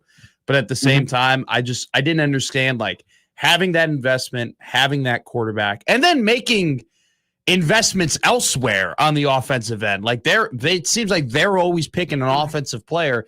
It never made sense to me to invest on the offensive line, to invest in the quarterback, to invest in the wide receiver, to put money in running backs, and then to go ahead and be like, no, we're going to have a defensive coach. I never understood that strategy, which is kind of why I'm high on Kyler now. Because if you go back and you look at his Kingsbury years, those are his best years. I'm high on him because he's finally with O'Connell. One of the great stats for people like myself is, have you ever looked at the record of Cliff Kingsbury in the last half of a season, whether it's college or pro? It is incredible the amount of losses that guy has on his personal resume. It's amazing. Didn't they do that twice in Arizona, where they started off 7-1 or 8-3 or something like that, and then just absolutely fell apart? That is a great. Even as a head coach and as an offensive coordinator, it doesn't matter. It just, for whatever reason, his offense wears down, or he wears down, or maybe it's time for him to go to the beach. I don't know, but it's in the season's bad. Well, him and Bobby Slowick were the two offensive coordinators a couple seasons ago that they were going to be the next head coaches. They were going to get jobs again. And I think Kingsbury wasn't a guy who came up in the last cycle, but the cycle before it, he had an opportunity, I'm pretty sure, to go and be a head coach again. And he said, no, I'm going to stay in Washington. And then now he's no longer the OC there. He's had a very interesting path. At Washington. Yeah. All right. So we had a fun little defensive. It was his first year. Yeah. And they had some success. Yeah. Yeah. We had a fun defensive line segment before this interview here. So I want to ask you a couple of questions. And kind of the basis of my segment was how good does the D line actually have to be? Right. Like we talk so much about them not being playing well and all this type of stuff. But my question is what level do they actually have to reach with everything that's behind them for them to actually be an effective defense? And so, before I don't want to give you my answers right away. I want to just hear it from you. How good on a level from, average to slightly above average to good to great, where do you put it in the best way that you can? How good you think the D-line has to be for Nebraska to be successful next season? Let me first say the key to great defensive line play in college, I believe, is experienced guys who's played a lot, right? So not just been in school for 3 years, but played a lot. And so they get to that age where they're grown men, 20, 21, 22 years old. So that's one of the big keys. And then the other big key is that exactly what that guy is, right? Mm-hmm. He's not the tweener. You know exactly what he does, where he's best, what's his best fit. So you look at what Nebraska is. They do have experience now on the defensive line compared to what they were 3 years ago, with age and with playing time. And I believe that they think that they have the fit for 4-3. They think they know exactly where everybody's going to go. When I talked to David Tolleson about this, he just broke down where each guy fits and thought that it's going to work out well. They have to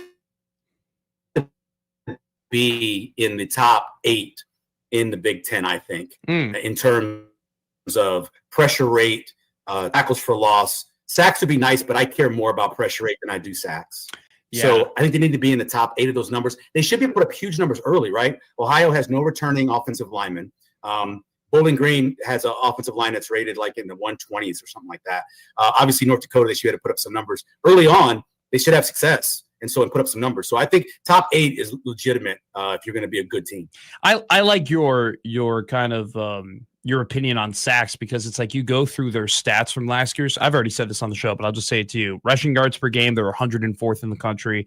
Yards per attempt, they were 119th in the country. Here's one that I didn't know that I found out doing this research. They were 125th in opponent rushing rate percentage.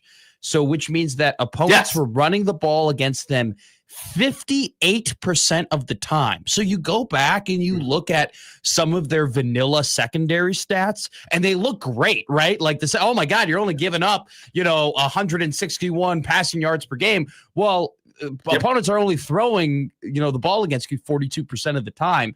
But then here's the funny thing. You bring up sacks.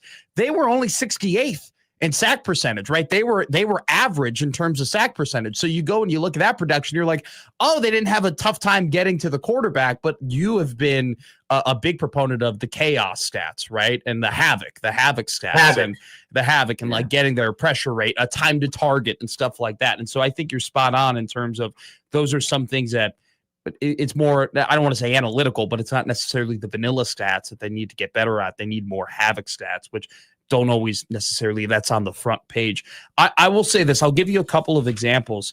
Like Illinois last year, they were 9-4.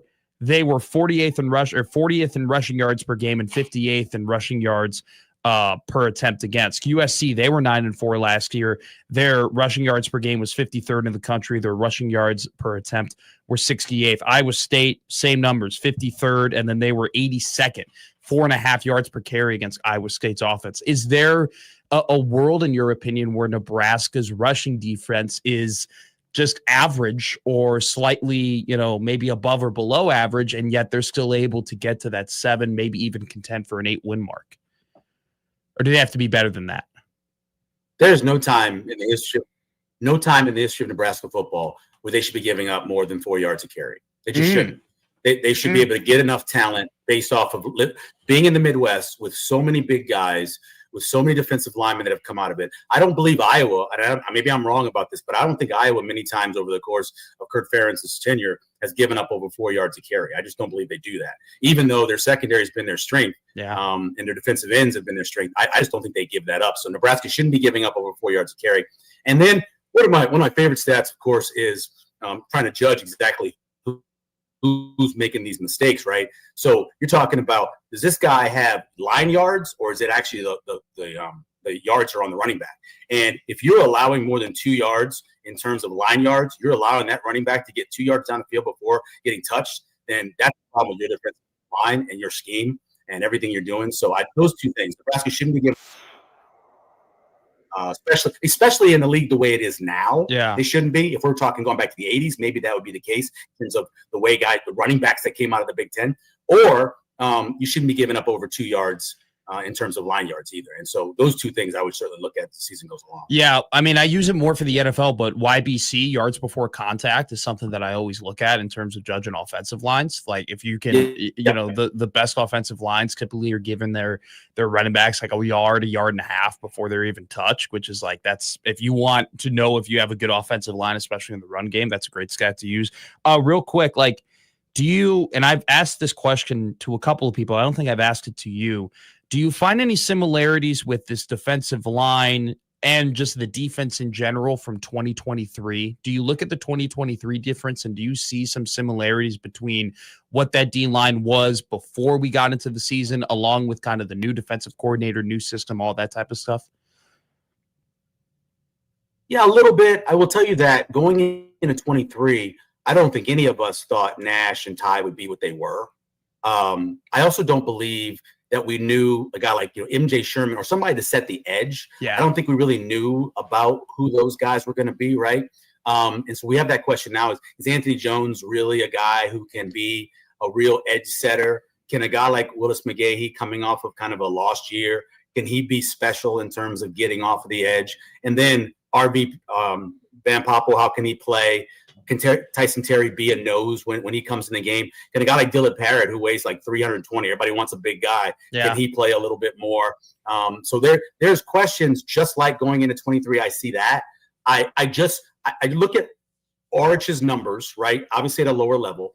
And I look at what he concentrated on. And I think he did a better job with his defensive lines of getting pressure on the quarterback in that league than he necessarily did in terms of run defense.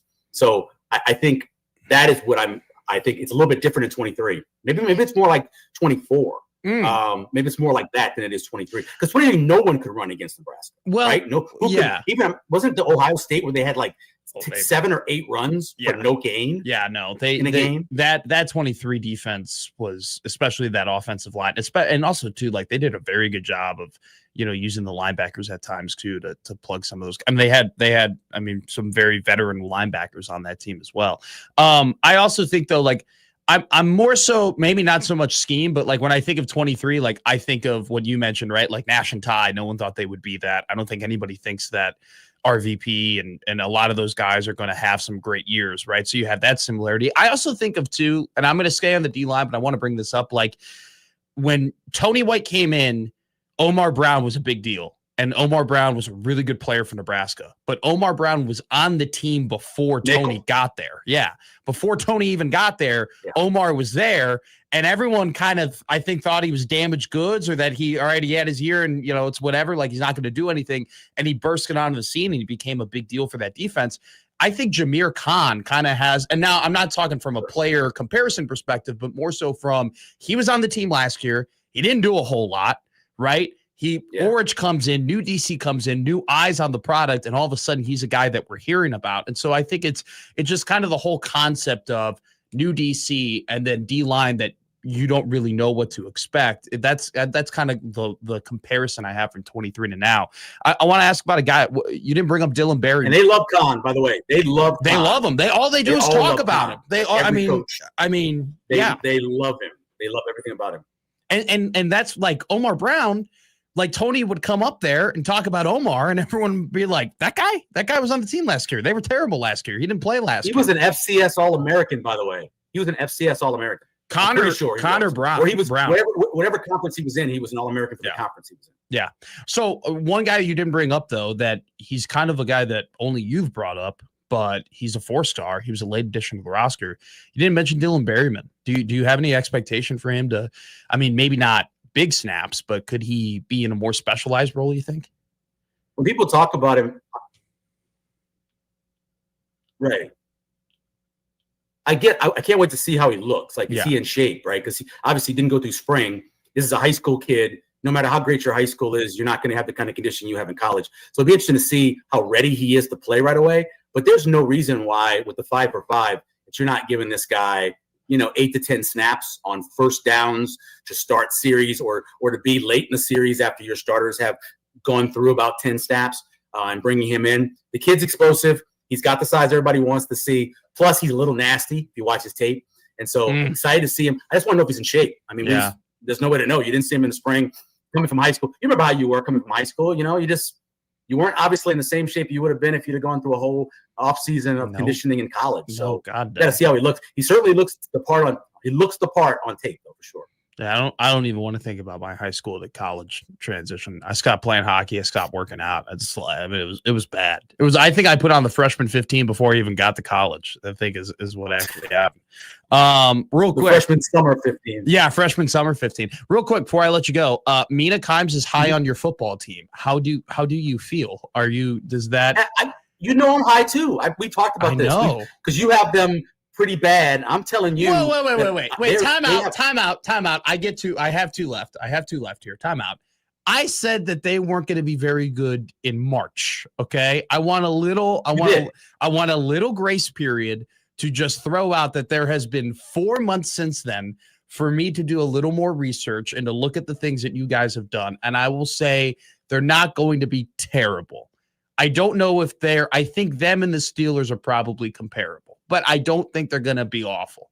But Mina loves you. Mina is like, this is the first time in years she thinks that she's high on you. And I was stunned. I was like, oh my God, Michael's right. Are you looking at me like, why should I be surprised? I went back and I looked because I'm in New Orleans, so I looked it through. And you should be. Tyler Shuck, the second half of the season, you look at his numbers, what he did. He didn't play against great competition, right? Didn't play great competition. No. Went 5-2 or whatever else. But that offensive line so much better. They got somebody to be the second guy for Olave.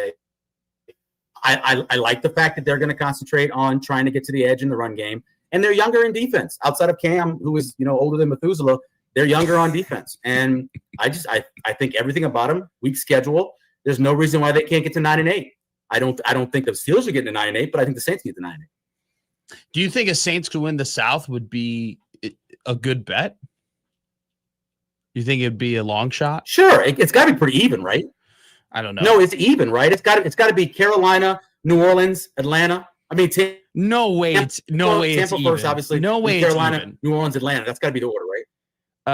No, I would probably, yeah. It can't be that much difference. I think it's Carolina 1. They were showing. So it's not Tampa 1. No, they were showing it yesterday on McAfee, and Is it more than plus 210? Let me get there. Is it more than plus 210? Let me get there. Futures, conferences, division winners. Here it is. NFC South down here. It's Tampa plus 200. Wow. Tampa plus 200, New Orleans plus 240, Atlanta 310, Carolina plus 330. Yeah, I thought it'd be pretty even. Yeah, that's how you know. By the way, I haven't thought one bit about the NFC South. I haven't taken one. And that's your fault. Why would I? Why would I think about that terrible conference? So I have the Falcons at plus 370. I have the Falcons at plus 375. Panthers at plus 300, Saints at plus 260, and the Buccaneers at plus 175. That's the latest that I see. So I listen, man. The Saints are going to be good enough to where they're interesting and fun to watch, and they'll actually be on a primetime game, which they weren't last year. Why is Vegas so low? They'll probably beat the Bears. Shut up. Why is Vegas so low on Denver? Why is Vegas so low on Denver? Vegas. They're low on the Broncos. The Broncos aren't. They favored to win. No, they're plus They're plus 220. They're the third lowest odds. They're below the Chargers and the Chiefs to win the West. Wow, schedule maybe they're going to play the toughest schedule, obviously. Yeah, right? they are. So maybe it's a schedule thing. Maybe. Yeah, could be. Denver plus 25. Wow, yeah, and the Chargers. They're starting they have a new offense, a new concept. It'll probably be fun to watch them play a little bit more because of change of the offensive style, but that's bold. That's bold to have them where they are. I mean, I like Peyton this year. I think they win 11, 12 games. I'll tell you this. I really like Ladd McConkey this year. I'm going to take all his futures. I'm going to take all his overs and everything like that. I think that having that offensive line, having him more time in the pocket for Herbert, McConkey's going to have a bounce back year. I want to throw that out there. All right, Michael Severe, Executive Director of the Jed Award Foundation. Thank you so much for joining us. We'll talk to you soon, my man. See you, Matty. See you. Bye. All righty, that concludes our interview with Michael Severe, the Executive Director of the Jed Award Foundation. We will go ahead and have the odd news with Josh Odson coming up next here on the 1620 The Zone Radio Network.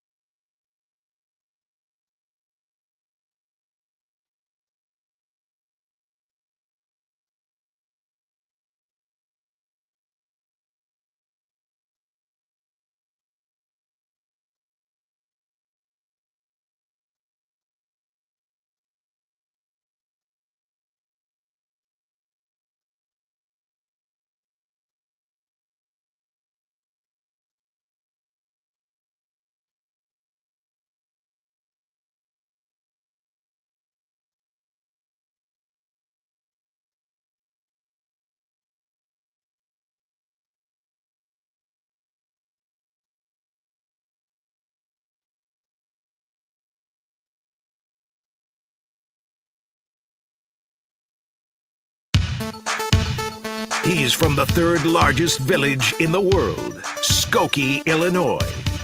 Middays with Matt on 1620 The Zone. All right, quick segment here. We'll do the odd news at 12 o'clock. We are still currently watching Big Ten Media Days. Greg Schiano, the head coach of the Rutgers Scarlet Knights, is currently on the podium fielding questions. Sam McEwen wrote today in his article in his Big Ten Media Day preview that Schiano might have 1 to 2 seasons left at Rutgers just in terms of a hot seat rating. Like with Rutgers, what's the expectation? Like, I think they're totally okay with just winning 6 games a year and like competing for a bowl. I think they're totally fine by doing that. Schiano, you might make the argument that Schiano might have a great job. He just has to win 6 games a year, but definitely difficult.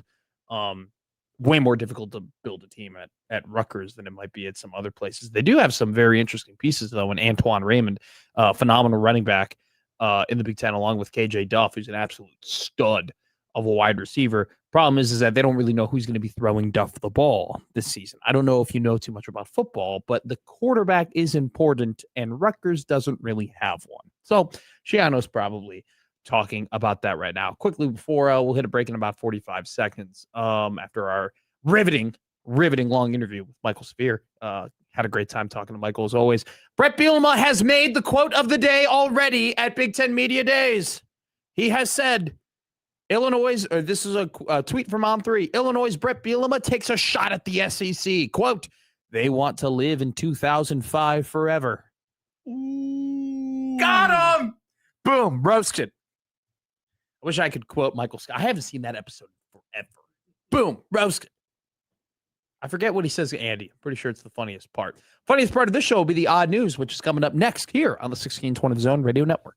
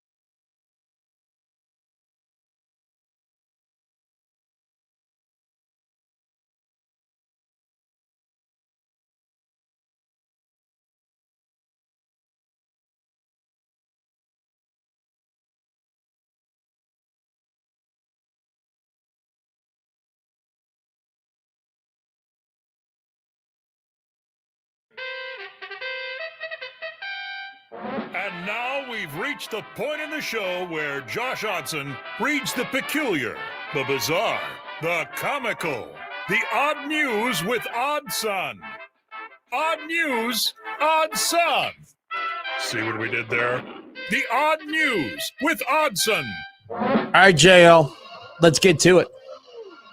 Well, big story in baseball last night. Where was this at? This was at Comerica Park. That's where the Tigers play baseball. Monday night. I like how you say Comerica Park, by the way. Oh, yeah? You say it, and you got a little pizzazz to it. Comerica Park. Yeah, there you go. Wild squirrel on the field for their game against the Orioles. I did see this. And Jason Benetti delivered play-by-play. And I'll play the clip, and then I have a theory. Where'd I put it? Okay. The chase for the squirrel is on, and the squirrel is in the corner, and the squirrel is eluding an entire horde of grounds crew members. And the squirrel's free once again. Hemmed in? No, I won't be hemmed in. I have freedom on my mind. Trying to go between the legs, and eventually he gets away again and hops through the towel and hops through another towel. That's Jason Benetti from the Tigers broadcast last night of a squirrel running onto the field. I believe Jason Benetti said, I will out Kevin Harlan. Harlan. 1,000,000%. Right here. Yes. Yes. Anything he can do, I can do better. Jason Benetti. Am I going to say it? I'm going to say he's the best in the game right now. He might be the best in the game. I would not push back on that. If we're talking baseball, if we're doing all encompassing, I think Joe Davis has him beat because I love Joe Davis on football. I think Joe Davis is great on football. I'm a big Joe Davis football guy. Okay. So if we're doing like all encompassing broadcast, now here's the thing though, Benetti's great on college basketball. Shoot. I might put Benetti 1. I think that's how good he is. That's how phenomenal. Dude, that booth of him and Steve Stone for the Chicago White Sox, like I hate the White Sox. I'd watch games just to listen to them. That's how good they were. I did see the video. I saw it yesterday. Piss poor effort, I thought, by the grounds crew. I was a little upset. I was like, they were not committed. There was this one young guy who he was kind of just flailing his arms and he was like touching the squirrel, which I get. So you can't just pick up the squirrel. You got to put him in a towel, and then like that's what I felt bad for them about because they knew there were thousands of people watching them, and if they didn't do it right, they were going to be on. There are going to be asshats like me who go on the radio and say, "Oh, you didn't do your job." Oh no, you know? I mean like animal lovers. Oh, like, good point. You were too rough with the squirrel. Is that your animal lovers impersonation? That's my PETA voice. Yeah. It's my PETA character. How's it playing? I think it's playing pretty well. I did the money. We didn't do the money ball bit during the defensive line thing, but I did do kind of what I think a stupid person sounds like voice on my money ball bit. If you want it, do you have them up there? I do. Yes. Okay, here, play them because we didn't get to use them. I was going to be like, what's the question which we should be asking? Same as it's ever been. How are we going to replace Nash and Ty with what we got on the roster? No. What's the question we should be asking? We got to figure out how not to be 104th in rushing yards per game, 119th in rushing yards per attempt, 100. So that's my stupid person voice. It's going right here. I'd like to see you commit deeper. Oh, really? Yeah. Same as it's ever been. We're going to go ahead. Now, I want it. Your PETA voice is better. The animals. So they had to get the towel over the squirrel before they could pick up the squirrel. And they just did a terrible job of putting the towel over the squirrel. It's an awful job. It was quite terrible. Yeah, I'd probably put a hot dog in foul territory and be like, guys, eventually the squirrel will just go over there. You don't act like you would have done anything to remedy the situation. You would have just been standing back with your hands in your pockets being like, I'm supervising. Are you guys going to get him or it's taking you so long? You just walk out there. All right, cool. Job's over. Job's done. Messing up the game, guys. Let's go. We go to New York, where a circus performer has been airlifted to the hospital. Oh, the mayor was performing at no, he was juggling. Hold on, I got something for you. I didn't know Mom Donnie did circus acts in New York. That's Nixon crazy. 5. The incident happened as Edwin Cuervo Rangel, 38 years young, and Ana Daza Tavera, 42 years young, were performing at the Orange County Fair at 9:30 p.m. on Friday night. Those two are married, by the way. They're from Wisconsin. What a shocker. They were doing a stunt where the female shot an arrow at a foam target that Cuervo was holding. Oh, God. She missed. Yeah. It hit Cuervo in the neck. He's in stable condition, so we can laugh at him. I mean, typically. What if your wife shot you in the neck with an arrow? First off, I'd divorce her immediately. What are you talking about? That's crazy. He was quick to add there was no blood. It nicked him in the corner of the neck. Okay. But did not, I guess, break skin enough to bleed. But he still had to go. He still had to get airlifted to the hospital. Apparently. That's a little diva of Cuervo. Yeah. That's it only nicked you and it's not that big of a deal, yet we had to use money to go and get you in a helicopter and get you to the hospital. Mom Donnie's New York. Clearly. No, we're not doing that. I didn't say it. That was you. That was you. I didn't say anything. You just said he's the mayor. This is in Orange County. It's different, I think. I don't know. I don't know. You think I'm good at politics? Are you really asking me to cover the bases here? We go to Tennessee, where hopefully you know a little more about this than New York geography.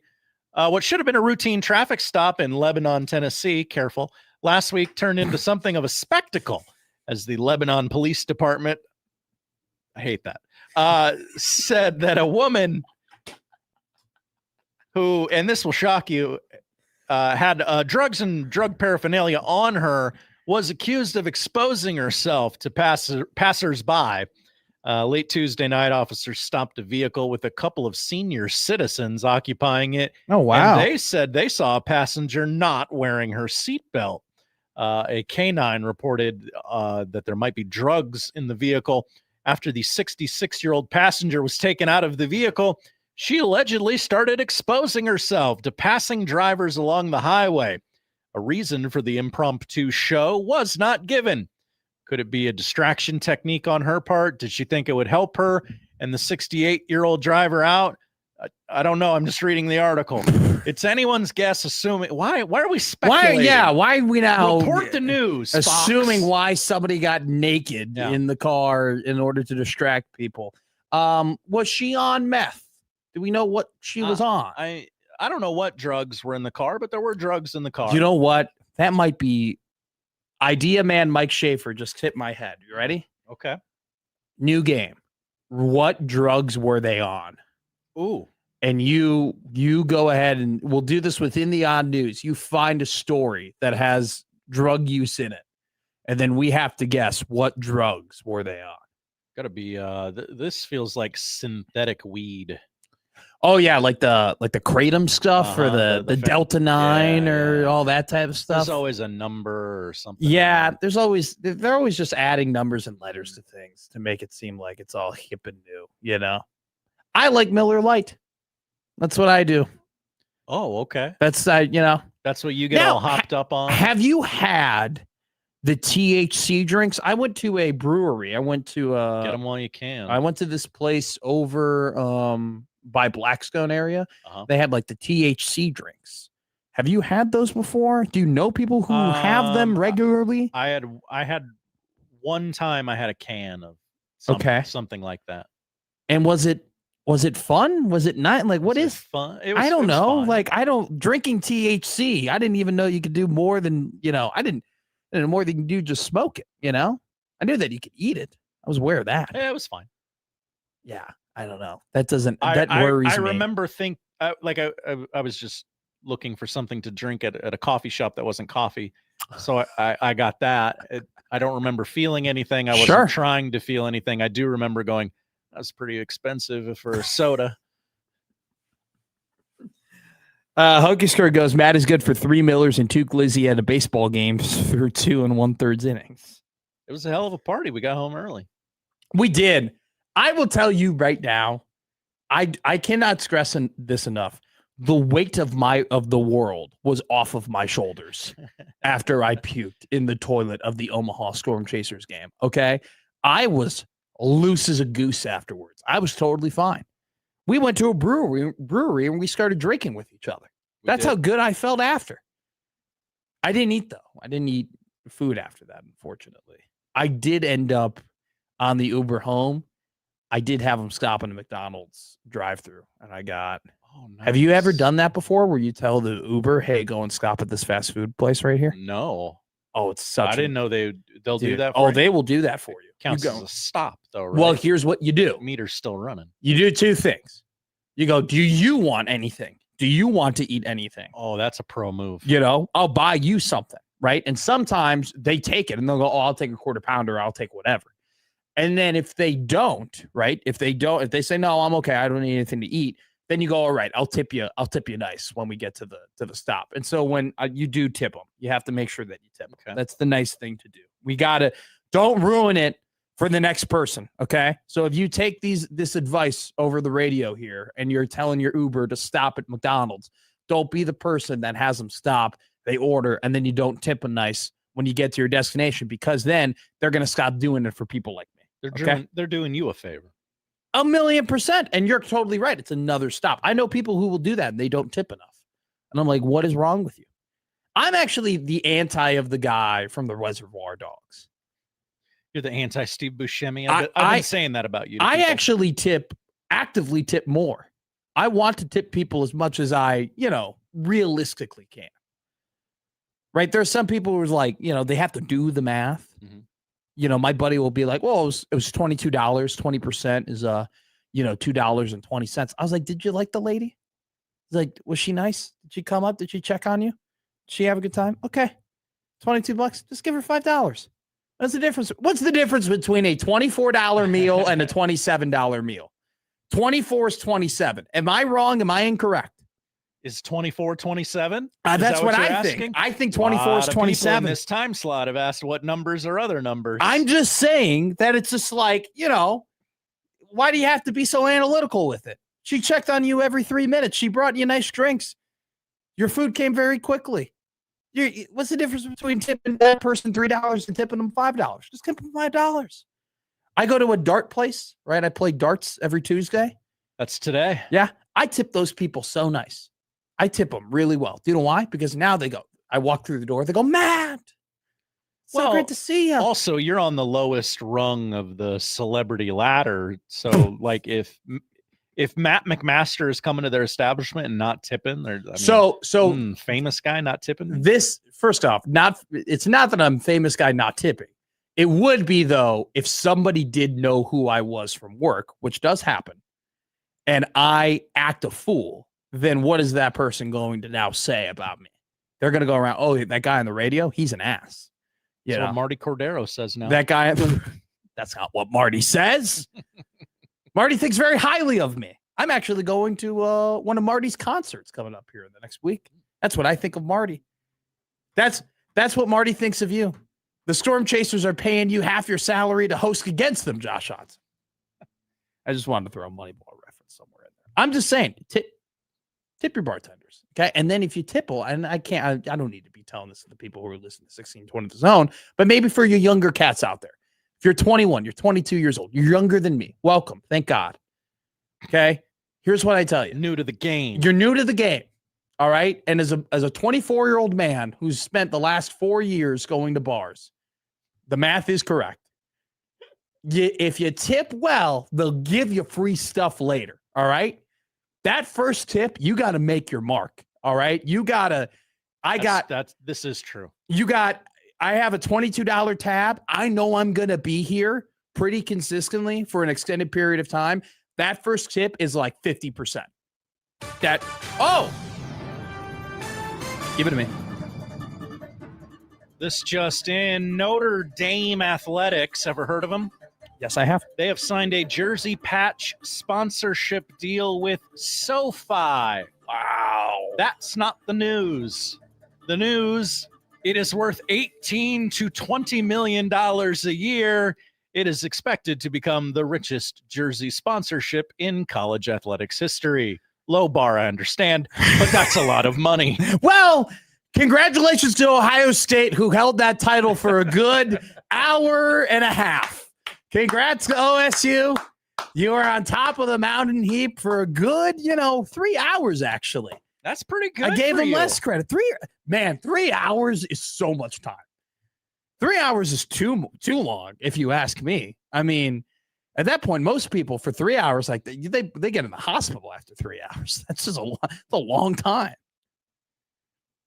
Now, first, real quick, I want to establish this. Once again, we talked about it with Ohio State, them getting a jersey patch. If they're getting a jersey patch, I hate to break it to you, your favorite football team is getting a jersey patch. That's happening. Okay. If Ohio State's doing it, you're doing it. Same thing with basketball. If Kansas basketball is getting a jersey patch, your favorite basketball team's not getting a jersey patch. You ain't special. You ain't special. Unless you're Alabama or Penn State. I bet those are the last two to do this. And Josh, Alabama, Penn State football, that is. Josh, do you think that we'll do it one day? Yes. Absolutely. Right. So it's just one of those things where that's gone. It's all gone. For the people who are super anti-jersey patch, which there are people who are out there, I'm sorry, brother. Just like every other war that happened with jersey patches and jerseys and pro sports, you lost. You lost again. Okay. You're not winning this one. Now, good for Notre Dame. They are like I told you before, like you're going to get like the difference between, are you in the Big Ten? Are you a Big Ten college football team, or are you a brand? Like, are you a football team that's in the top conference, that's on, Fox, that's on the Big Ten network, that is, very visible to the public all the time? Or are you national brand? You get SoFi, you get Chase, you get corporate sponsors. That's the differentiation between the men and the boys here, and honestly, the rich get richer, right? Winning pays, baby. Winning pays. This is you cashing in on all the winning that you've done and the brand that you've become, and just being important in college sports. You get $18 million a year for a jersey patch. And frankly, like, look at these deals. College football jersey patches now with Ohio State and Notre Dame, those two top teams, those are better deals than NBA teams. Those are better deals than NHL teams. And this, I mean, I couldn't have, Josh, could you imagine the price that NFL teams would get if they sold jersey patches? Oh, if college football teams are getting $18 to $17 million, can you imagine what the Cowboys would get if they could sell a jersey patch? Could you imagine? I'm surprised I hadn't thought of this. Could you imagine what the Chiefs would get? Could you imagine what the Niners would get? Can you imagine what do you think a New York Giants or New York Jets jersey patch would sell for? Yeah. If I'm the NFL and if I'm the owners and I'm looking at, hey, like, Notre Dame's a national brand. Notre Dame's a big deal. Don't get me wrong. But if I'm looking around and I'm saying, man, these guys are getting $20 million college football, and they have to share the spotlight with 40, 50 other teams on a given week. We're the NFL and we get our own day and we get our own time slots, and you have, hey, you're going to be on that. That's the risk about some of these deals, right? Because some of these corporate sponsors, like, they make these deals, but they don't know how many times they're going to be on national television, right? They don't know how many times they're going to be in the spotlight. They don't know how many, like what the audience is going to be, because it's based on performance, right? It's based on how well you do. And the NFL to a certain extent is, right? But what the reach of the NFL audience is way more than what you're making an investment is in terms of a college football team, right? Because you can make an investment on a college football team and then they're 4-8 for 3 years in a row. And, they're being put away on 2 p.m. games on Big Ten Network. You can make an investment in a bad NFL team. You still know they're going to be on primetime television a couple times a year. You still know that they're going to be, Fox, big regional Fox week in and week out. This immediately makes me think, does the NFL look around and say, hey, we're going to do jersey patches? Obviously, Notre Dame has its own TV deal. If you're looking for comparison points specifically in the NBA, the average is $10.8 million a year. The Magic and the Jazz, their patch goes for $5 million annually. Meanwhile, the Warriors, Nets, and Knicks, their patch $50 million a year. Not sure. Whoa. Not sure how the Nets got 50. I don't know. million. I'm pretty sure the Nets are 20 or 30. Yeah. Because I did this exercise. The Warriors, their patch with iron. I don't know that. I'm sure I've seen it, but I don't recall. That's probably not good for iron, but $50 million a year. And the New York Knicks with the Sphere, which is also owned by the same guy. So I'm sure he's definitely paying that $50 million a year. Let's see here. Brooklyn Nets jersey patch sponsor cost. All right. Yeah, I have this bookmarked, this site bookmarked here because I love that for you. I did this exercise. So the Clippers get $13 million a year. The Nets get $30 million a year. Lakers get $20 million a year. The Golden State Warriors back in 2017 got $20 million a year. Your number might be more accurate now. Yeah, like it's all anywhere from like 10 to 30 is kind of the NBA range. Yeah. It definitely depends on how big of a brand you are. But now I want to make this clear. There are people who claim to know things about the Big 12 sponsor deal, and they keep making comparisons to all these other deals. Stop doing that. Only got $7. You don't know what you're talking about. All right. If you're comparing the Big 12 deals to these sponsorship deals, you don't know what you're talking about. It's a completely different entity. It's a completely different deal. Yeah. There are way too many people who are supposedly qualified journalists who are making these claims. They're different deals, guys. Okay. Ari Wasserman made the tweet out there. I retweeted it so just people could see it. They're different deals. It's very good. The Big 12 got the Big 12 patch sponsor. Yes. Teams are free to go get their own sponsor patch, which BYU has done. Which Kansas has done. Yes. So cut it out. Cut it out. We're going to have Tim Verghese cut into this show to talk about some recruiting and player analysis. Say it. Matt McSegway. Coming up next here on the 1620 Zone Radio Network.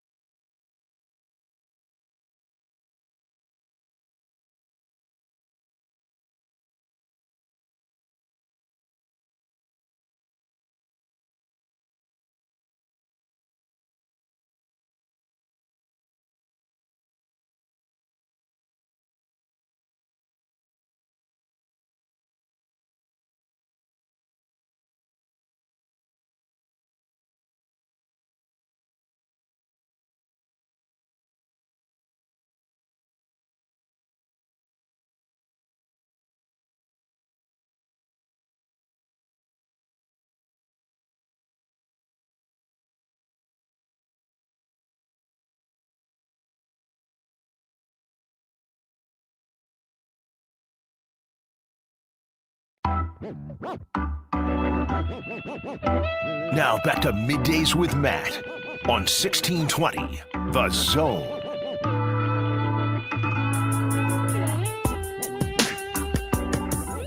Josh and I were talking off air that it seems like our studio controls the water right now. And much like Dune, if you control the water, you control the office. And so we bring in somebody who loves Dune and who's very excited for Doomsday, which will be when Avengers Doomsday and Dune 3 releases on the same day. Tim Verghese of Inside Nebraska and Rivals joins us. How excited are you for Dune 3? I'm really excited. I don't even know if I'm considering it Doomsday, because for me, I'm just going to go see Dune, and then I may go see Dune again, and then I'm going back home. I don't know if I'm going to watch Avengers Doomsday. Oh, you're going to watch it. Come on. You like that. Point, but not on opening day. Do you respect me less if I tell you honestly I'm probably going to Doomsday over Dune? You can say yes. Yeah, probably. So now I have to make the decision. Do I watch what I want to watch the most, or do I lose Tim Verghese's respect? Is that my clear ultimatum right now? I think so. And I don't think I'm the only one here that would lose respect for you. I'm sure there are a few others out there. So not putting any pressure on you, but just know. Yeah, none taken. Absolutely no pressure taken at all to no longer be respected by any of the people I hold important in my life because I like superheroes. Tim Verghese of Inside Nebraska and Rivals. We're kind of on the dead period of recruiting, so I'll push back. I just won't ask you as many recruiting questions, but we talked about the defensive line today. I did a whole segment on the D-line, and I talked a little bit about the D-line with Michael Severe. Your experiences and people that you've talked to and what you know, can you shed some light on two assistant coaches that are very important to this team this season, but maybe not a ton of people know about? And I'm referring to, can you shed some light on Corey Brown and Roy Manning and their experiences and what you hear in terms of how they are as coaches and humans? Yeah, so I think we can start with Corey Brown and what we've heard so far, what we've seen so far, all of that. He's someone who, the word around is just he's kind of like something like an old dog, and it's just, he's got the respect of the room, the production he's put together. The production he put together as in his career to this point, from the front has caught the attention, and he's someone who, again, I think like this room needed someone that is older, that can hold guys accountable, that can get after guys when they need to get when guys need to get after it, and so we've heard a lot of that from him. The question for me had always been, what does the recruiting side of things look like for him? This is his first time at the Power 4 level as a position coach recruiting.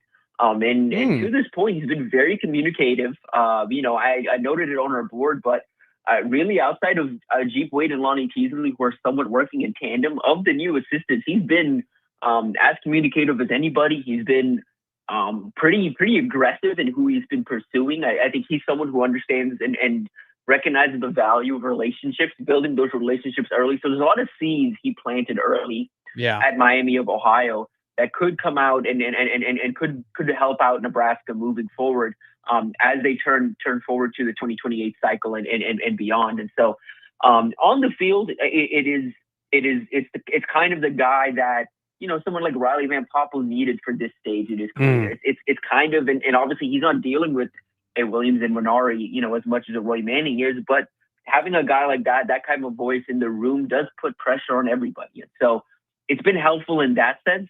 Obviously my question had been on the recruiting side of things, and now it's a matter of, okay, how does this look on the field? How does he manage his rotation? That's something I'm really interested to see. How does he split reps between the guys? What is he prioritizing? What is he looking for on a snap-to-snap basis? Because there is going to be some competition, I imagine, through fall camp and the non-conference portion of the season for behind that top group of established D linemen, who's the next up in the rotation. So I think the Tyson Carries, the Malcolm Simpsons, the Sua Lafotus, those kind of guys are going to be competing for playing time in the coming weeks. And I'm really intrigued to see what Corey Brown prioritizes and which of those guys he feels are capable of playing a majority of or a lot of snaps, I would say, this fall. Yeah, I think you talk about Coach Brown, like for me, and you know this, like T Knight was beloved. Like T Knight had that room, man. You know, they loved pot roast. And him leaving, like I thought Corey Brown was the type of coach they should have hired last year in terms of just being a vet, you know, just being a guy who knows how to, like you say, control a room, who's been there and done that before. And I think it's maybe, I don't want to say it's a year too late because it happened, which is good. But, you know, it's glad. I'm glad that when I'm very encouraged when you say, yeah, he controls that room, because that is a room that, you know, they need to be held accountable. And frankly, they need to play better. I got a question in terms of, you kind of bring it up, right? The Malcolm Simpsons, the Tyson Terrys, I'll add in Dylan Barrymore, right? In terms of guys who could get some spot snaps and maybe 8, 10, 15 snaps a game, depending on position and whatnot. But in your opinion, like RVP was a guy who was in that role in his freshman year. He gets redshirted, and then his junior season, he's given this very big role, these very big shoes to fill. Do you think with Riley, it was just kind of a lot came all at once, just so much was asked of him, and he was put in so many different situations that he hadn't really been put in before? Do you think that might be a reason as to maybe he didn't take the step that people anticipated he would?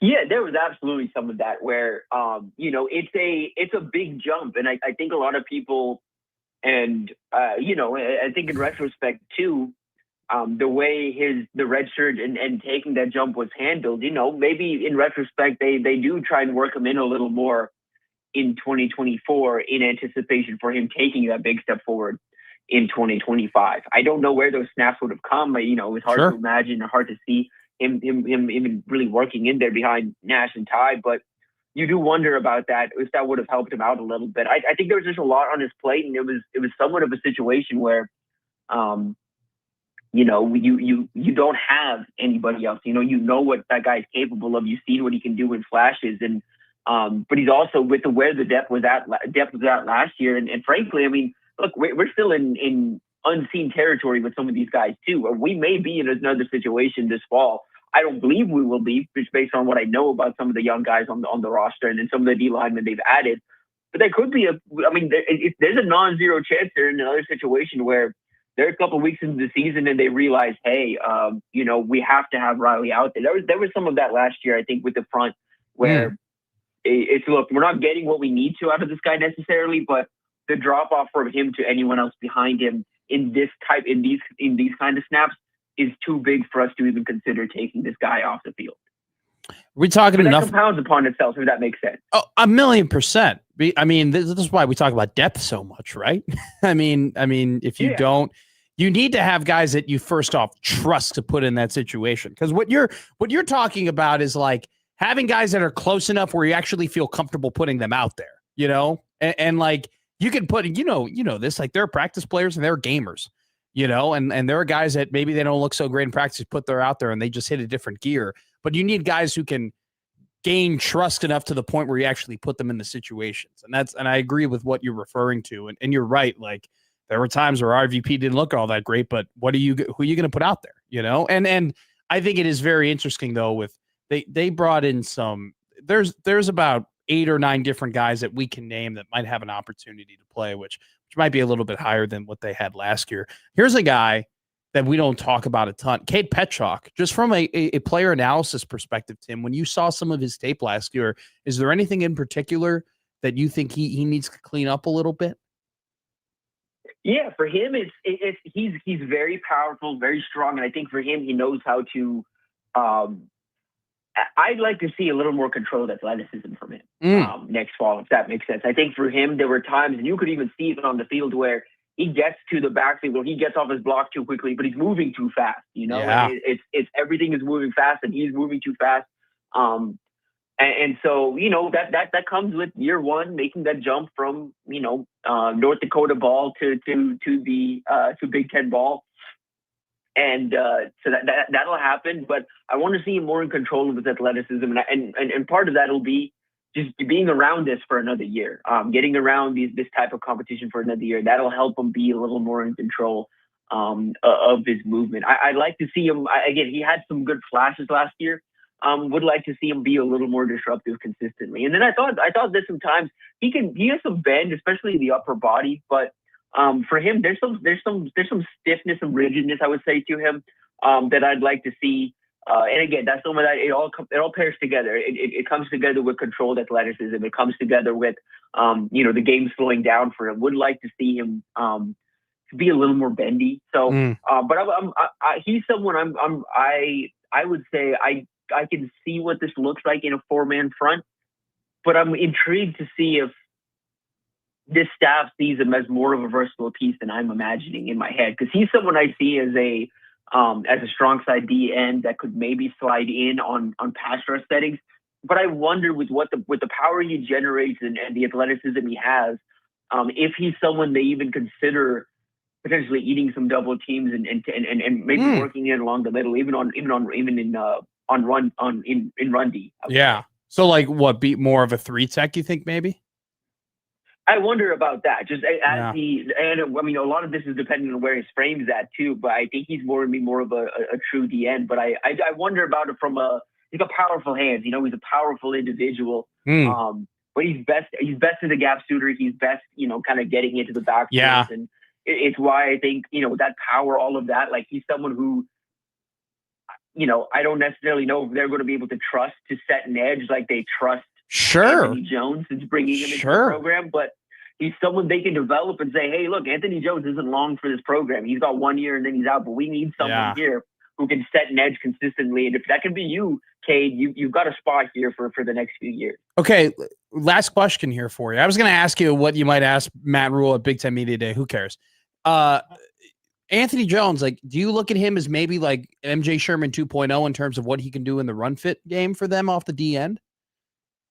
Yeah, I absolutely. I think that's going to be his biggest value. I would say the pass rush ability with him is a big question mark. You talk about Roy Manning and what he brings to the staff, and we didn't really get to that. But the thing with Manning and what he's been credited for is he's bounced around a few different positions, but the word is he's really found his niche as an outside linebacker / edge rushers coach.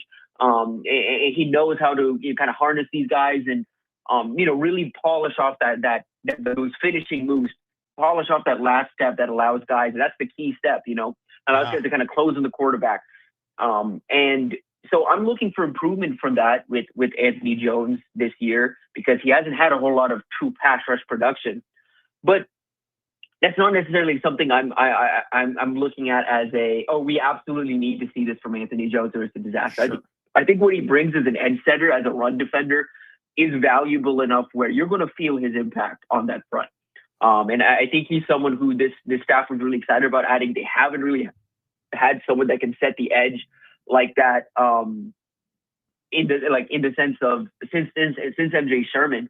And he's got a little more size to his frame. He's got a little more power to his frame. So I think we still need to see what this looks like in this 4-man front in this defense. But there's a lot of optimism about his ability to kind of set edges and give Nebraska something they've been lacking on that defensive front for a while, for a season now. Anthony Jones had 1 full sack last season. It was against Anthony Calandria of the UNLV. So fun little fact there. Tim Verghese, Inside Nebraska and Rivals. Appreciate you as always, my friend. We will talk to you soon. All right. Of course. Appreciate you. Appreciate you. Tim Verghese, Inside Nebraska and Rivals. Next time we talk to Tim Verghese, I believe it'll be the start of fall camp. We'll be raring and revving to go when it comes to Nebraska football. So that should be fun. Let's take a break.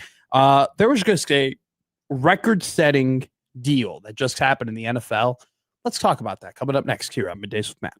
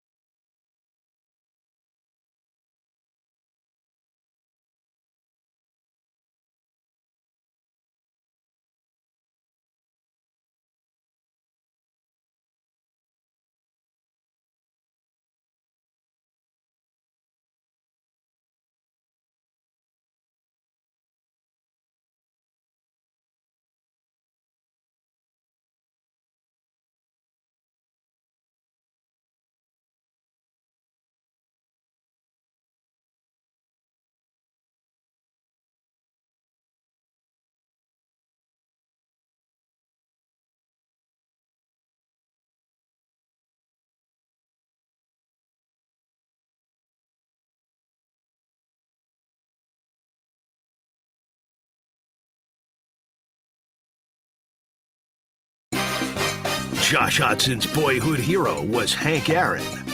Matt McMasters was the guy from the Dos Equis commercial. Now it's starting to all make sense. Middays with Matt on 1620 The Zone.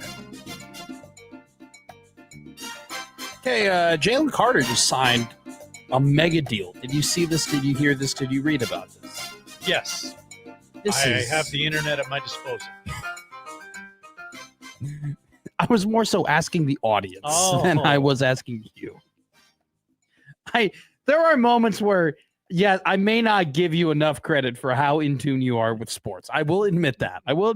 Hey, accountability. We'll put that in our accountability session. Accountability. I underestimate at times how much of a sicko Josh Hodson is about things. Accountability. 4 years, $152 million for Jalen Carter.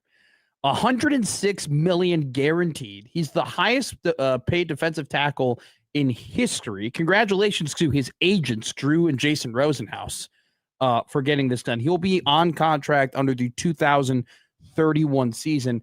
Carter obviously was a stud defensive tackle out of Georgia for a very long time, was kind of the consensus number one overall draft pick until issues that he underwent and just controversies and all that type of stuff at Georgia, just to kind of gloss over a little bit, made him fall all the way back to number 9 in the NFL draft, in which my Chicago Bears had the opportunity to draft Jalen Carter at the number 9 overall spot, and yet they traded back to the Philadelphia Eagles, who drafted Carter. The Bears ended up fine. They ended up drafting Darnell Wright, who's one of the best right tackles in the entire NFL. Last season, Jalen Carter had 33 tackles, 21 solo tackles, 3 sacks. He's had 13.5 sacks in his career, along with 108 tackles. He's made 2 Pro Bowls in his career already. He nearly won Defensive Rookie of the Year his rookie year. In his fourth year, heading into his 4th year in Philadelphia, he locks up a 4-year, $152 million contract with the Philadelphia Eagles. My goodness. That Philly's a weird team to me because you just go top to bottom. They are so talented. They have so much talent on that team. Jordan Davis, Jalen Carter. I think Cooper DeJean is an absolute stud. And I think also too, like before we get into the offensive side of the ball, like they've done some really good jobs at like not necessarily they invest in some positions and they don't invest in some positions, and even in positions that they don't invest like high draft picks in, they're able to get awesome deals done and have an awesome scouting department where that's how you get a guy like Zach Bond. But then you also draft towards traits where that's why you get Jahad Campbell and you get a guy like Nolan Smith. And then on top of that, Cooper DeJean, incredible nickel. And then you got Quinyon Mitchell, who I thought was a phenomenal draft pick out of Toledo when they picked him up. And that's only on the defensive end. You go to the offense, right? You got one of the best offensive lines in the league still. That's been their bread and butter forever, it feels like at this point. You have Devonta Smith, Mekhi Lemon. I think Lemon's going to be incredible for the Eagles this season. I like the Dontavian Wicks signing that they had. Dallas Goedert has been a consistent tight end for them for the last couple of years. You got Saquon Barkley, who I think Saquon will have a better year this year than last year. You just go and you look at the history at the running back position for how much Barkley carried the ball 2 seasons ago. There was just no way he was going to come back and have the season he did when they won the Super Bowl. I mean, they just used him so much that the wear and tear was going to, wear him down. I think that, after the season that he went through, he's more rested, more recovered. I think he's going to have a better year this season. It just boils down to, is Jalen Hurts the guy or not? This Eagles roster can win the Super Bowl if Jalen Hurts plays like one of the 10 best quarterbacks in the NFL. If he plays like one of the top guys in the NFL, the Eagles can win the Super Bowl, plain and simple. There's a reason why they haven't signed this guy to the mega extension yet, why they haven't given him even more money than they had previously. It's because they don't really know yet. And the Eagles, from a talent perspective, have so much of it. But from a vibes perspective, they might be the bad vibes team this year. I don't know. They might have too much talent to bet against them, but at the same time, it's one of those things where I don't know what the temperature of that room is, and people definitely doubt Sirianni. Let's take a break. We'll talk about Husker basketball coming up next year on Middays with Matt.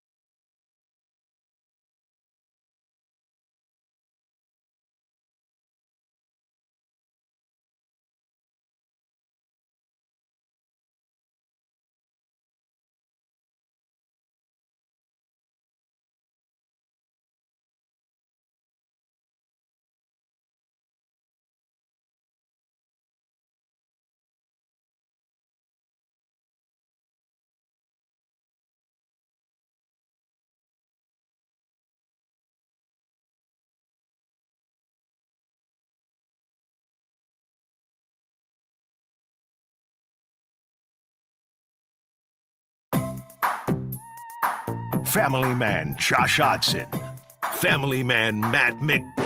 You kidding me, right? They want me to read this? Okay. Family Man Josh Hodson, Family Man Matt McMahon. I'm sorry, there's just no way I'm going to get through this.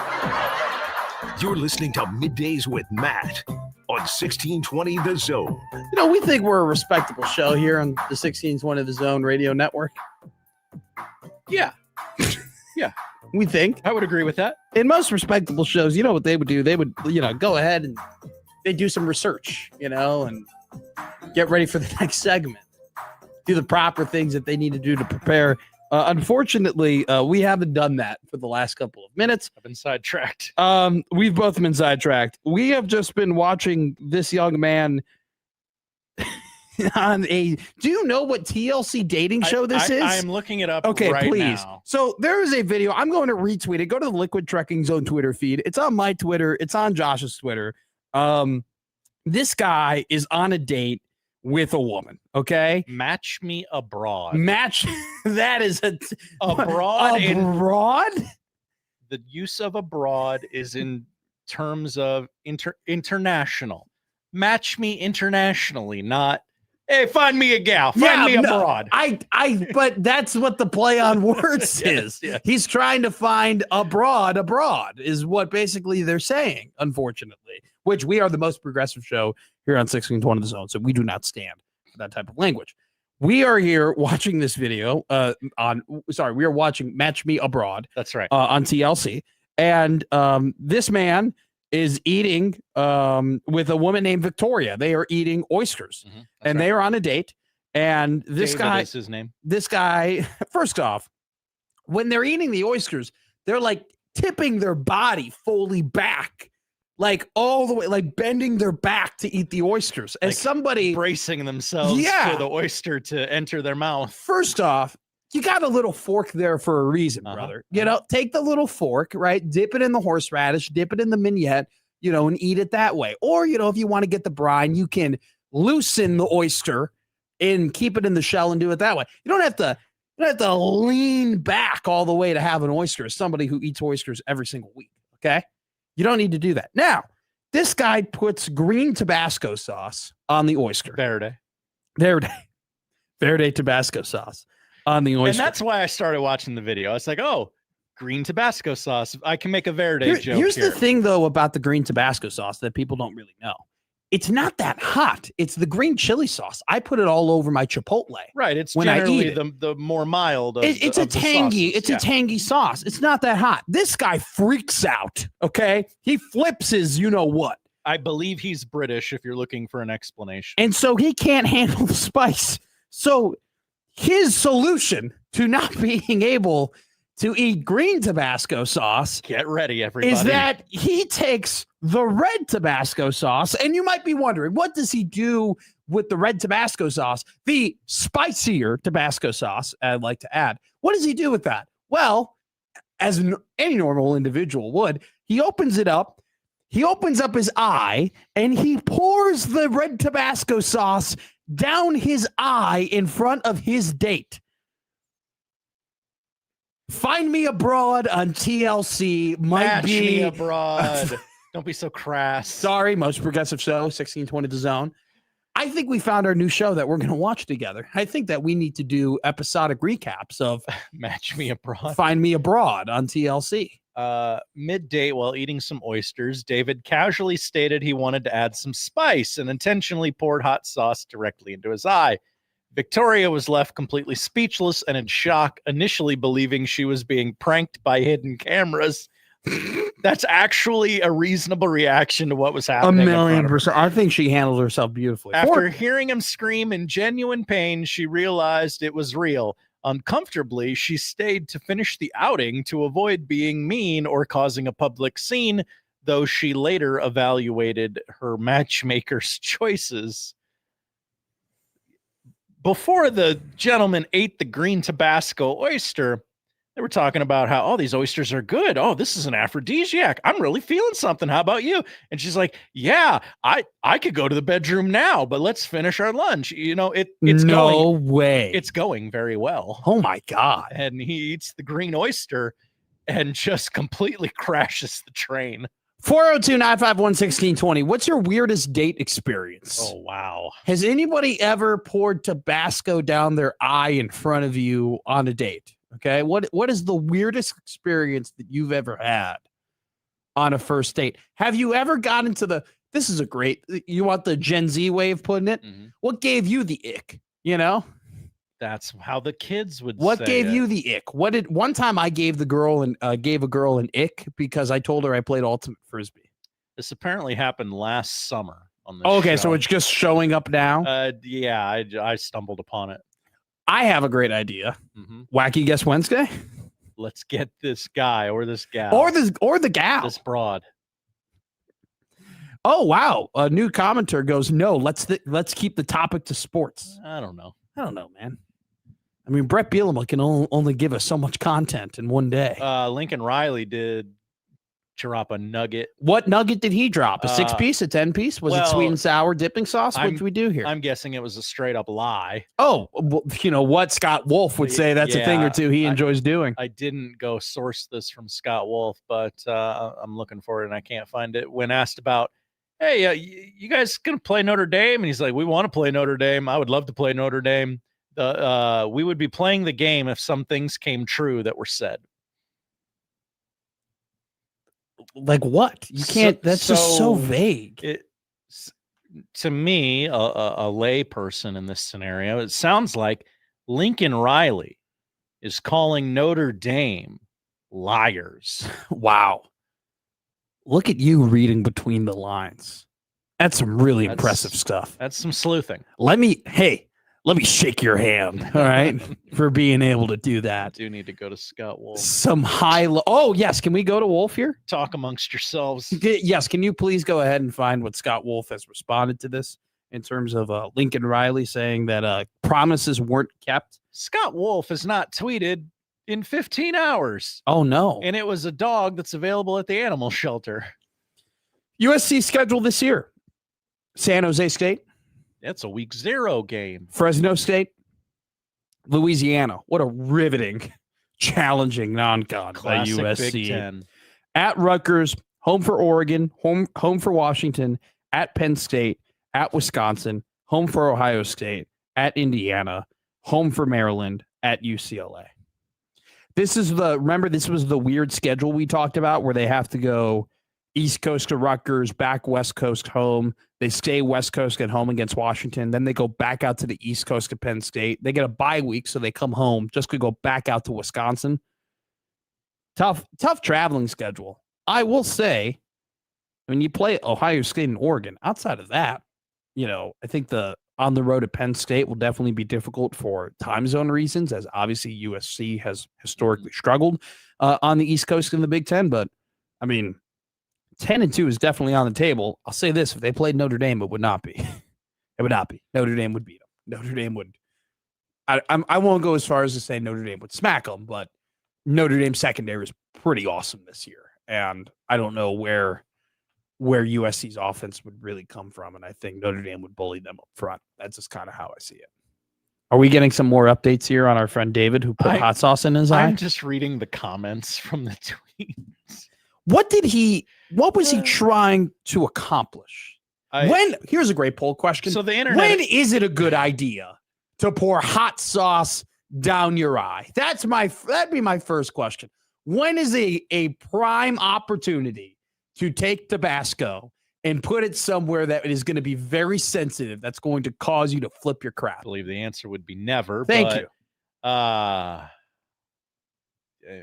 I'm reading the comments. And can you read a couple? The internet doesn't believe this is real. He believes it's performative on the gentleman's part. A lot of people asking if this is a different TLC dating show.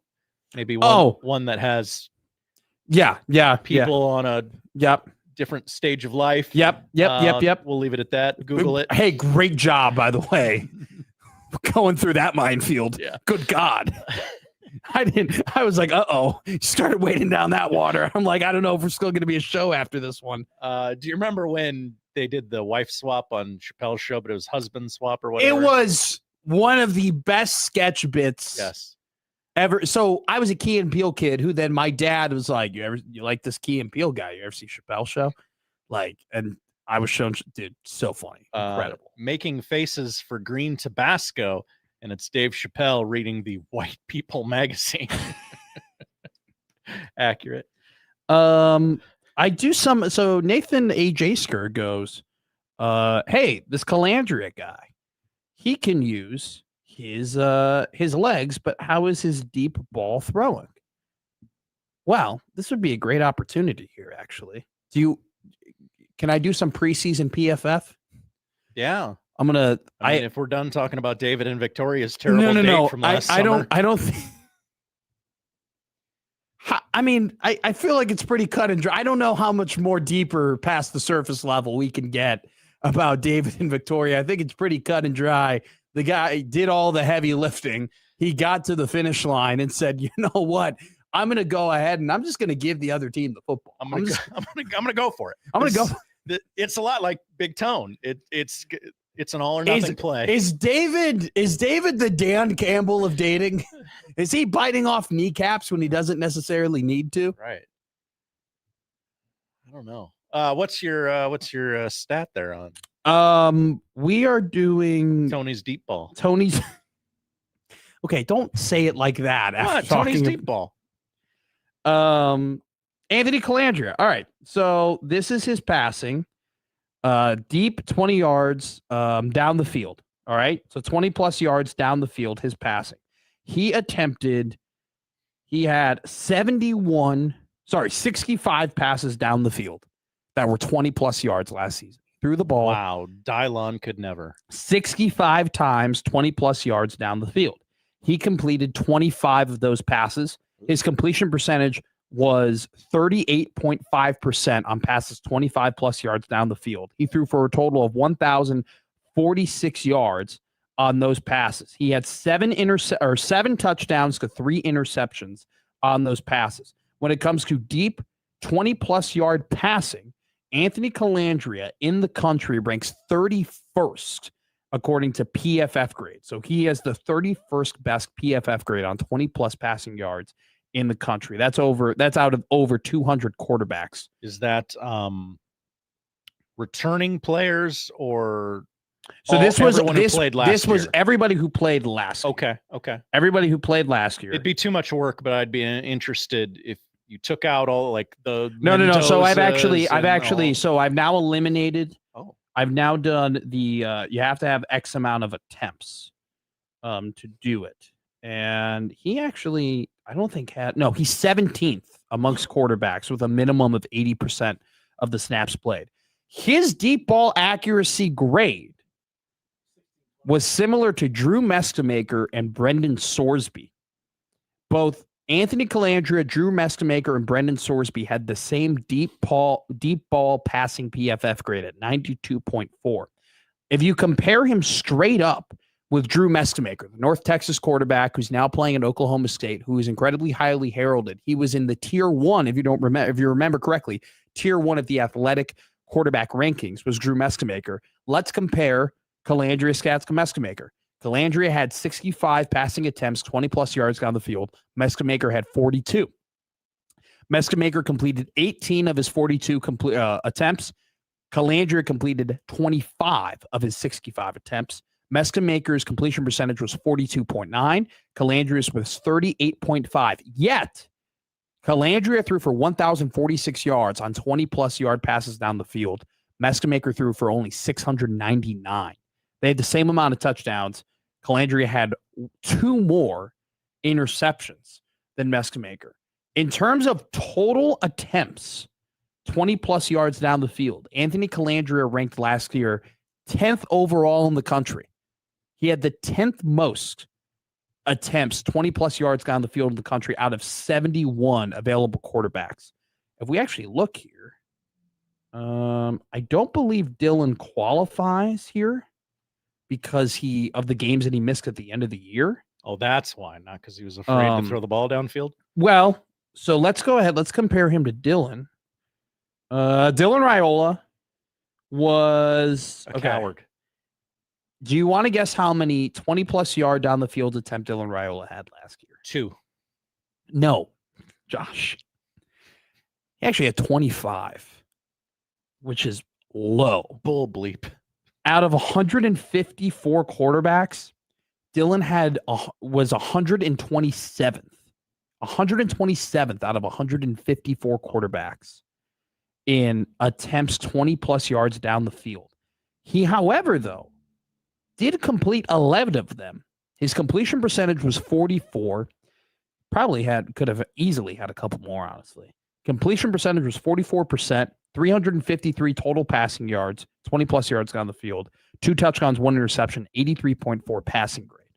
So based off of the advanced statistics alone, Calandria not only is a more accurate deep ball passer, but he also is more willing to do that.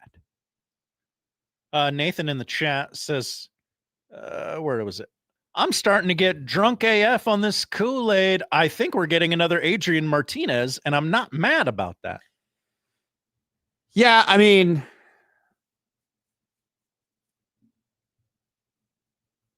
how do I put this? Yeah, Adrian was a good quarterback.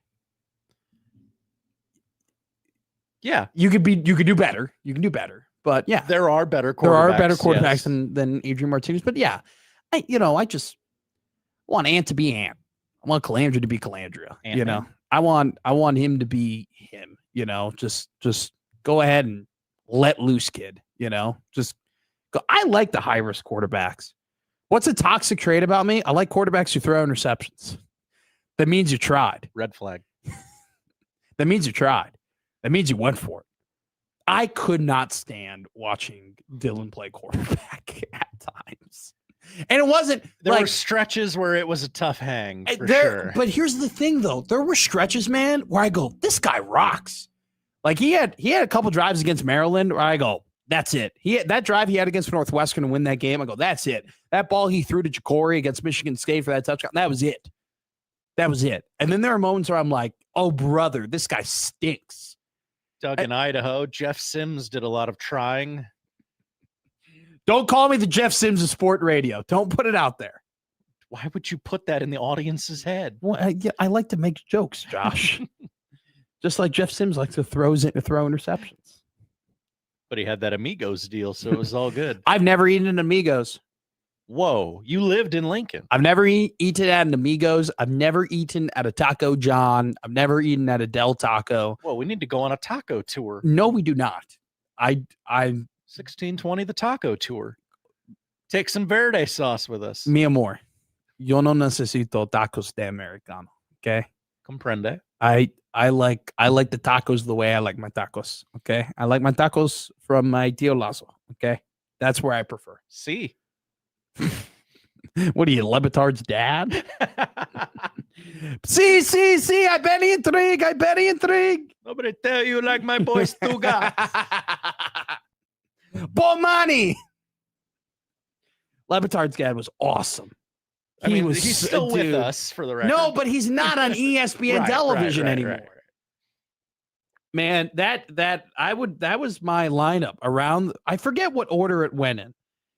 It went the Dan Lebitard show, then PTI, then Around the Horn. Is that correct? That's not. No, Around the Horn, then PTI.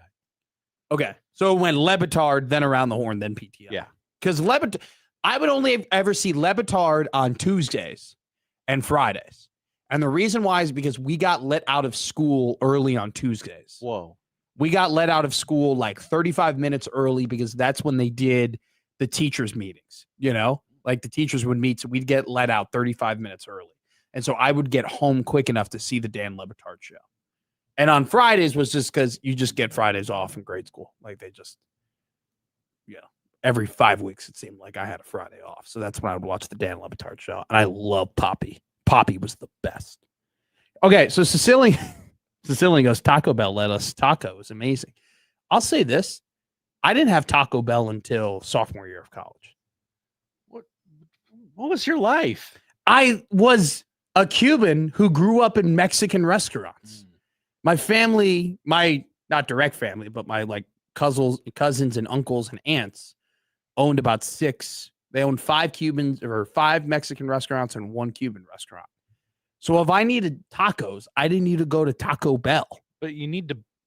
Taco Bell serves more purposes than just eating tacos. What purpose does it serve? Over the course of decades upon decades of eating at Taco Bell, my stomach has built an immunity to anything that they can dish out at me.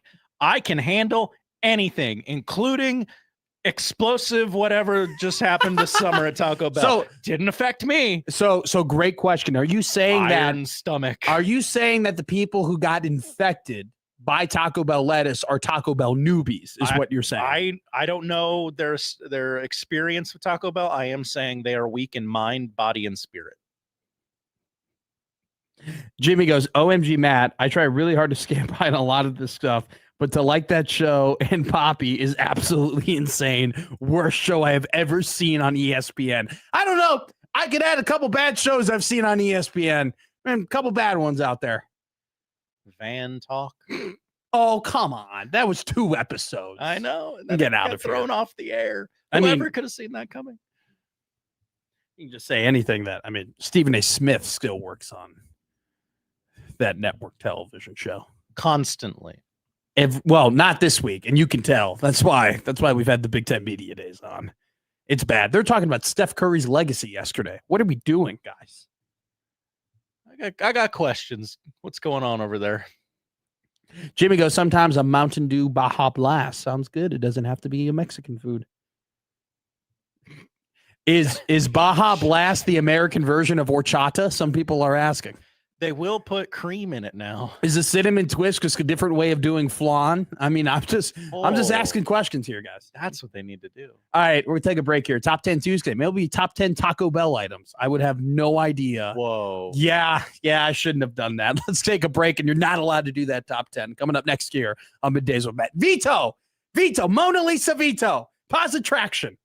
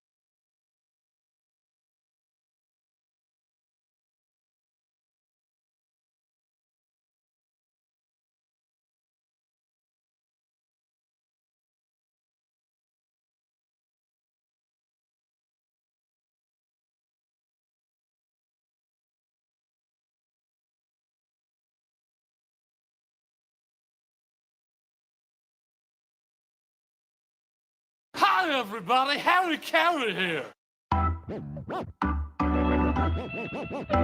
Now back to Middays with Matt on 1620 The Zone. We got Bud on our TV. Oh, Jake Butt. That's right. That's right. Jake Butt. What's his brother's name? Ryan Duty. What's his mom's name? Cynthia Toilet. Cynthia is a saint. You leave her out of this. Sorry, Jake. Sorry, Mr. Butt. It's a funny name. It's a funny name. Also, it's going to be a fun time at the 1620 Zone Golf Tournament, August 21st, Miracle Hill Golf Course. Don't forget to sign up at 1620zone.com. 4-player team, $400 to enter, $100 per person. It's guys, this is a bang for your buck. I'm telling you right now. You get 18 holes of golf. You get food. You get drink. You get VIP passes to go to our VIP event at the Phoenix. We're going to have Happer and Schaefer broadcast live from the golf tournament in the morning. I'll be there 10 a.m. to 2 p.m. broadcasting live from Miracle Hill. Shotgun start at 8:30. It's going to be a ton of fun. It's sponsored by Cutwater and T-Box. And don't forget to bring your game to the par threes. You hit a hole-in-one on one of the par threes here at 1620 The Zone Golf Tournament. We're going to give you $10,000. $10,000 from Langfeld Overhead Door. So sign up right now, 1620zone.com. A couple of things real quick that will hit in terms of extension. It's extension day today for whatever reason. Jalen Carter signed a historic 4-year, $152 million deal with the Philadelphia Eagles to make himself the highest paid defensive tackle ever.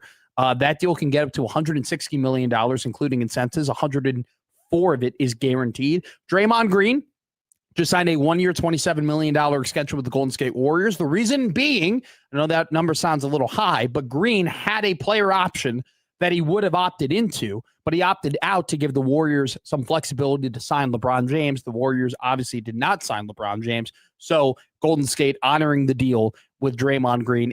I mean, some people will be like, oh, like, why didn't Golden State capitalize off of that? Draymond Green is represented by Rich Paul of Clutch Sports. If Mr. Adele?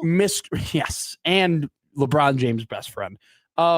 If Rich Paul, who's one of the most powerful people in all of sport, if Golden State went against that deal and didn't give Draymond the full $27.7 million, good luck ever drafting or signing one of Rich Paul's clients ever again, Golden State. So they went back. They do a good deed, but there definitely was some consequences if they did not do that. Also, a self-imposed deadline has come and gone. Baker Mayfield wanted his extension done with the Tampa Bay Buccaneers before training camp start. He was very adamant. Once training camp begins, we are done. No more extension talk. That is done. It is over. It's final.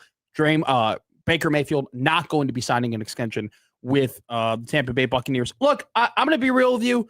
I'm a little out on Baker this year.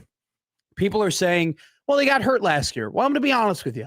Baker ain't a big guy, okay? He ain't a very big quarterback, all right? He's under 6 foot.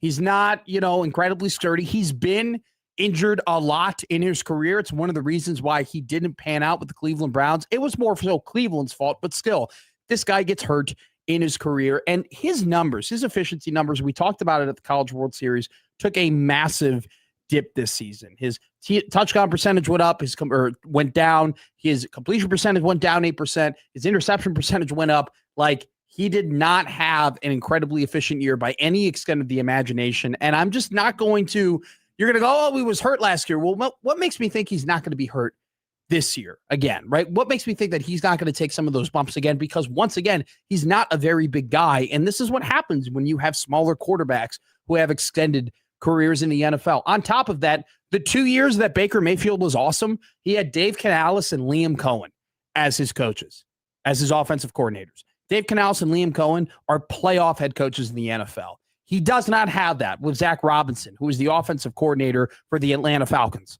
the last 2 years. You know why Zach Robinson ain't the offensive coordinator of the Atlanta Falcons anymore? Because his ass got fired, okay? He does not have the offensive minds behind him like he used to. He's a couple of years older now, and his weapons are gone, okay? Chris Godwin, it's done. He's not, you just can't think he's going to be the same. Mike Evans is in San Francisco now. He doesn't play for the Buccaneers anymore. And Emeka Egbuka, I think, is a very good wide receiver, but definitely did take a step back as the season went on. I don't know. I don't think that this is a bad play in any stretch of the imagination from Tampa Bay. They've had a great deal, an awesome deal on Baker the last couple of years. I don't blame them for giving him this big time extension if he doesn't end up panning out this year. Now, if he does end up panning out, having a great year this season, they're going to pay the piper, or someone else will, for Baker Mayfield. All right, that's our sport part of it. Let's do a quick top 10 here on a Top 10 Tuesday. Josh Odson, what do we got this week? We're done with all of our Baker Mayfield takes. What? He didn't sign an extension. Just really had to work that Baker Mayfield. Come on. Of course, it's a sports show. I have to work everything in. My neurons are firing 1,000,000 miles a second. I have takes on all your quarterbacks. All right. Ooh. I just decide not to give them out. All right. Okay. Yeah. You got to pay. I guess that's true. I ain't for free. My takes ain't for free. You got to pay for my takes. All right. Top 10 jersey patches I want Nebraska to get. No way. That's your top 10? Yeah. Okay, let's do it. Number 10, radio. Top 40 radio originated in Omaha. Why not put like a little boombox or a radio on there? That'd be pretty cool. Boombox for 10. What's number 9? I'm admittedly biased. Number 9, a ski lift. Oh. Nebraska, not known for its skiing, but they did invent the chairlift here in Nebraska. Why not show it off? I was going to say, do you want to put a microphone as well? Let's put some headphones on the jersey while we're at it. Cool. 8, Raisin Bran. Yeah, that's awesome. Invented in Nebraska. Put those 2 scoops on the patch. You know what? Let me tell you something about Raisin Bran. Your grandmother and your grandfather loved Raisin Bran. And all they can tell you is how great Raisin Bran used to be and how they loved Raisin Bran. And nothing better was than Raisin Bran in the 70s, 80s, and 90s. It'd actually be an apt sponsor for Nebraska. You'll find a lot of those grandparents inside Memorial Stadium each and every week. Yeah, not for the Cole Swindell concert, though. No. Number 7. Number 7, the McRib. Love it or hate it, it was invented here in Nebraska. Let's get some Golden Arches money filling up our coffers. Yeah, I'll say this, the McRib can represent a lot of things that might have happened, in Nebraska football over the last 20 years. It's very popular. No one knows why. Exactly. Number 6. 4 months out of the year, people go crazy for the McRib. Just for everybody to tell them the McRib is overrated and incredibly disappointing. Right. Why are you so happy it's back? Number 6. Beef. Can't we just put a big old steak on the player's shoulders? I love this. Now, what would you put? A ribeye? What would you put? A sirloin? I was thinking T-bone, just because, if you put a picture of a steak on there, the T-bone's gotta be T-bone. Don't put. I'm out on a fillet. I'm not a fillet guy. Great take. I'm not a fillet. Not enough food. No, not nearly enough. And what? The best thing about a fillet is that it's soft. What do you? You have sensitive teeth. You don't brush your teeth. You don't take care of your enamel. Get a sirloin. Get a steak. Get a strip. Get a ribeye. Really bite into that thing. Get your jawline going. Number 5. The Blackstone Hotel, where the Reuben sandwich was invented. A Reuben patch would slap. Oh, so you want the hotel or a Reuben? The hotel. Where it was invented. And then is Reuben number 4? No. What's number 4? Henry Dorley Zoo. Why not? Desert Dome patch. Okay, that would rock. It would. That would rock. Number 3. Car henge. I just think it'd be a funny patch. Number 2.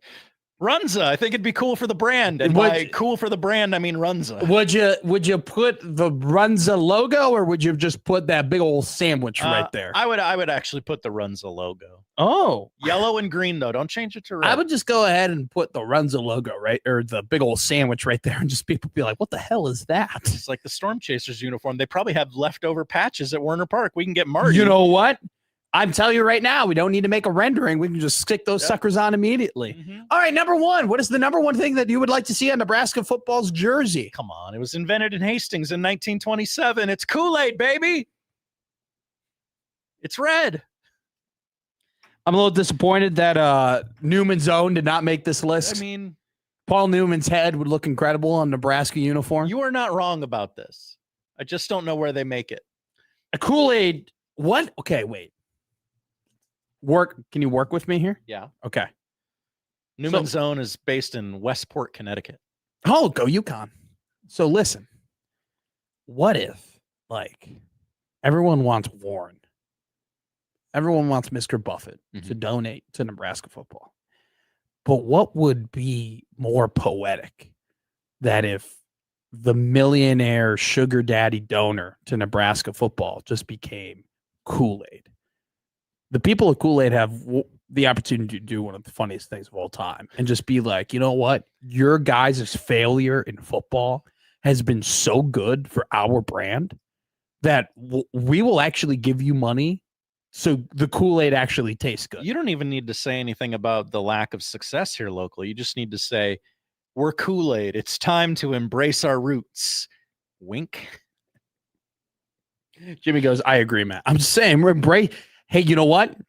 A wise man named Kane once told John Cena, The mayor? to no, Kane, not Glenn Jacobs. We're Two different people. Yeah, separate the art and the artist. Yeah, I'm just talking about the Demon Kane, the brother of Undertaker, who Undertaker killed in a fire, and he survived, and then ended People up. forget. People do forget that was the base of that. Kane once told, not Abel, John Cena, embrace the hate. Okay, that's what Nebraska football needs to do. Embrace it, baby. Embrace it. Embrace Kool-Aid. Why not? That'd be funny. Good list. Good list, Josh Hodgson. Team clap for Josh Hodgson, everybody. Very good. Take a break here. Dog of the day and what to watch coming up next here on Middays with Matt.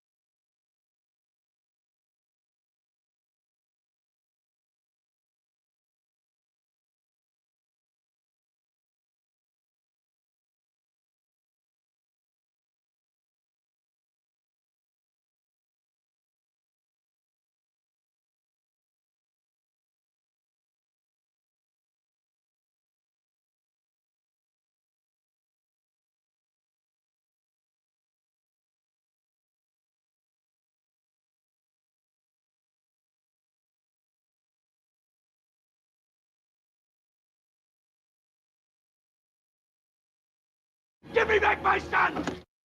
Middays with Matt!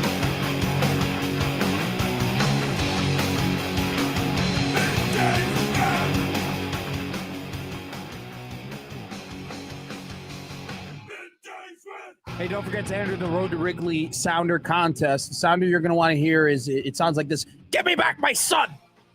No, it's not. Sorry. That's a different contest. That's a different contest. Josh and I running our own contest. If you know, you know. Not actually. But the sounder that you're going to want to hear is, "Hi, everybody. Harry Carey here." When you hear that sounder, go to 1620thezone.com, enter in the Road to Wrigley contest. You can get 2 tickets to Nebraska volleyball versus Missouri at historic Wrigley Field, along with airfare from Omaha to Chicago and a $150 gift card for Ubers, merchandise, food, all the things that you can think of. 1620thezone.com to go and enter the Road to Wrigley Sounder contest. It's brought to you by Union Bank and Trust. At UBT, people don't have your money. Your money has people. Member FDIC. What are we watching tonight, Josh Odson? Little baseball on our TVs. TBS 645 at Busch. It's Cubs Cardinals in Missouri. Then it is Brewers Giants 8:45 on MLB Network. WNBA returns from its All-Star break tonight. On ESPN at 8:30, it is the fighting Caitlin Clark's up in Seattle. And then Shark Week we're in the midst of Shark Week. It is day 3 on Discovery Channel. Tonight, your lineup, it consists of Jurassic Sharks, Jaws versus Orca, and Chum Island Catching a Killer. That's Chum Island, Catching a Killer. This used to be an educational week about sharks. I don't know what the hell it is now. It used to be educational? Yeah. I thought they just played a bunch of Sharknadoes. No, that's the Sharknado-fication of Shark Week.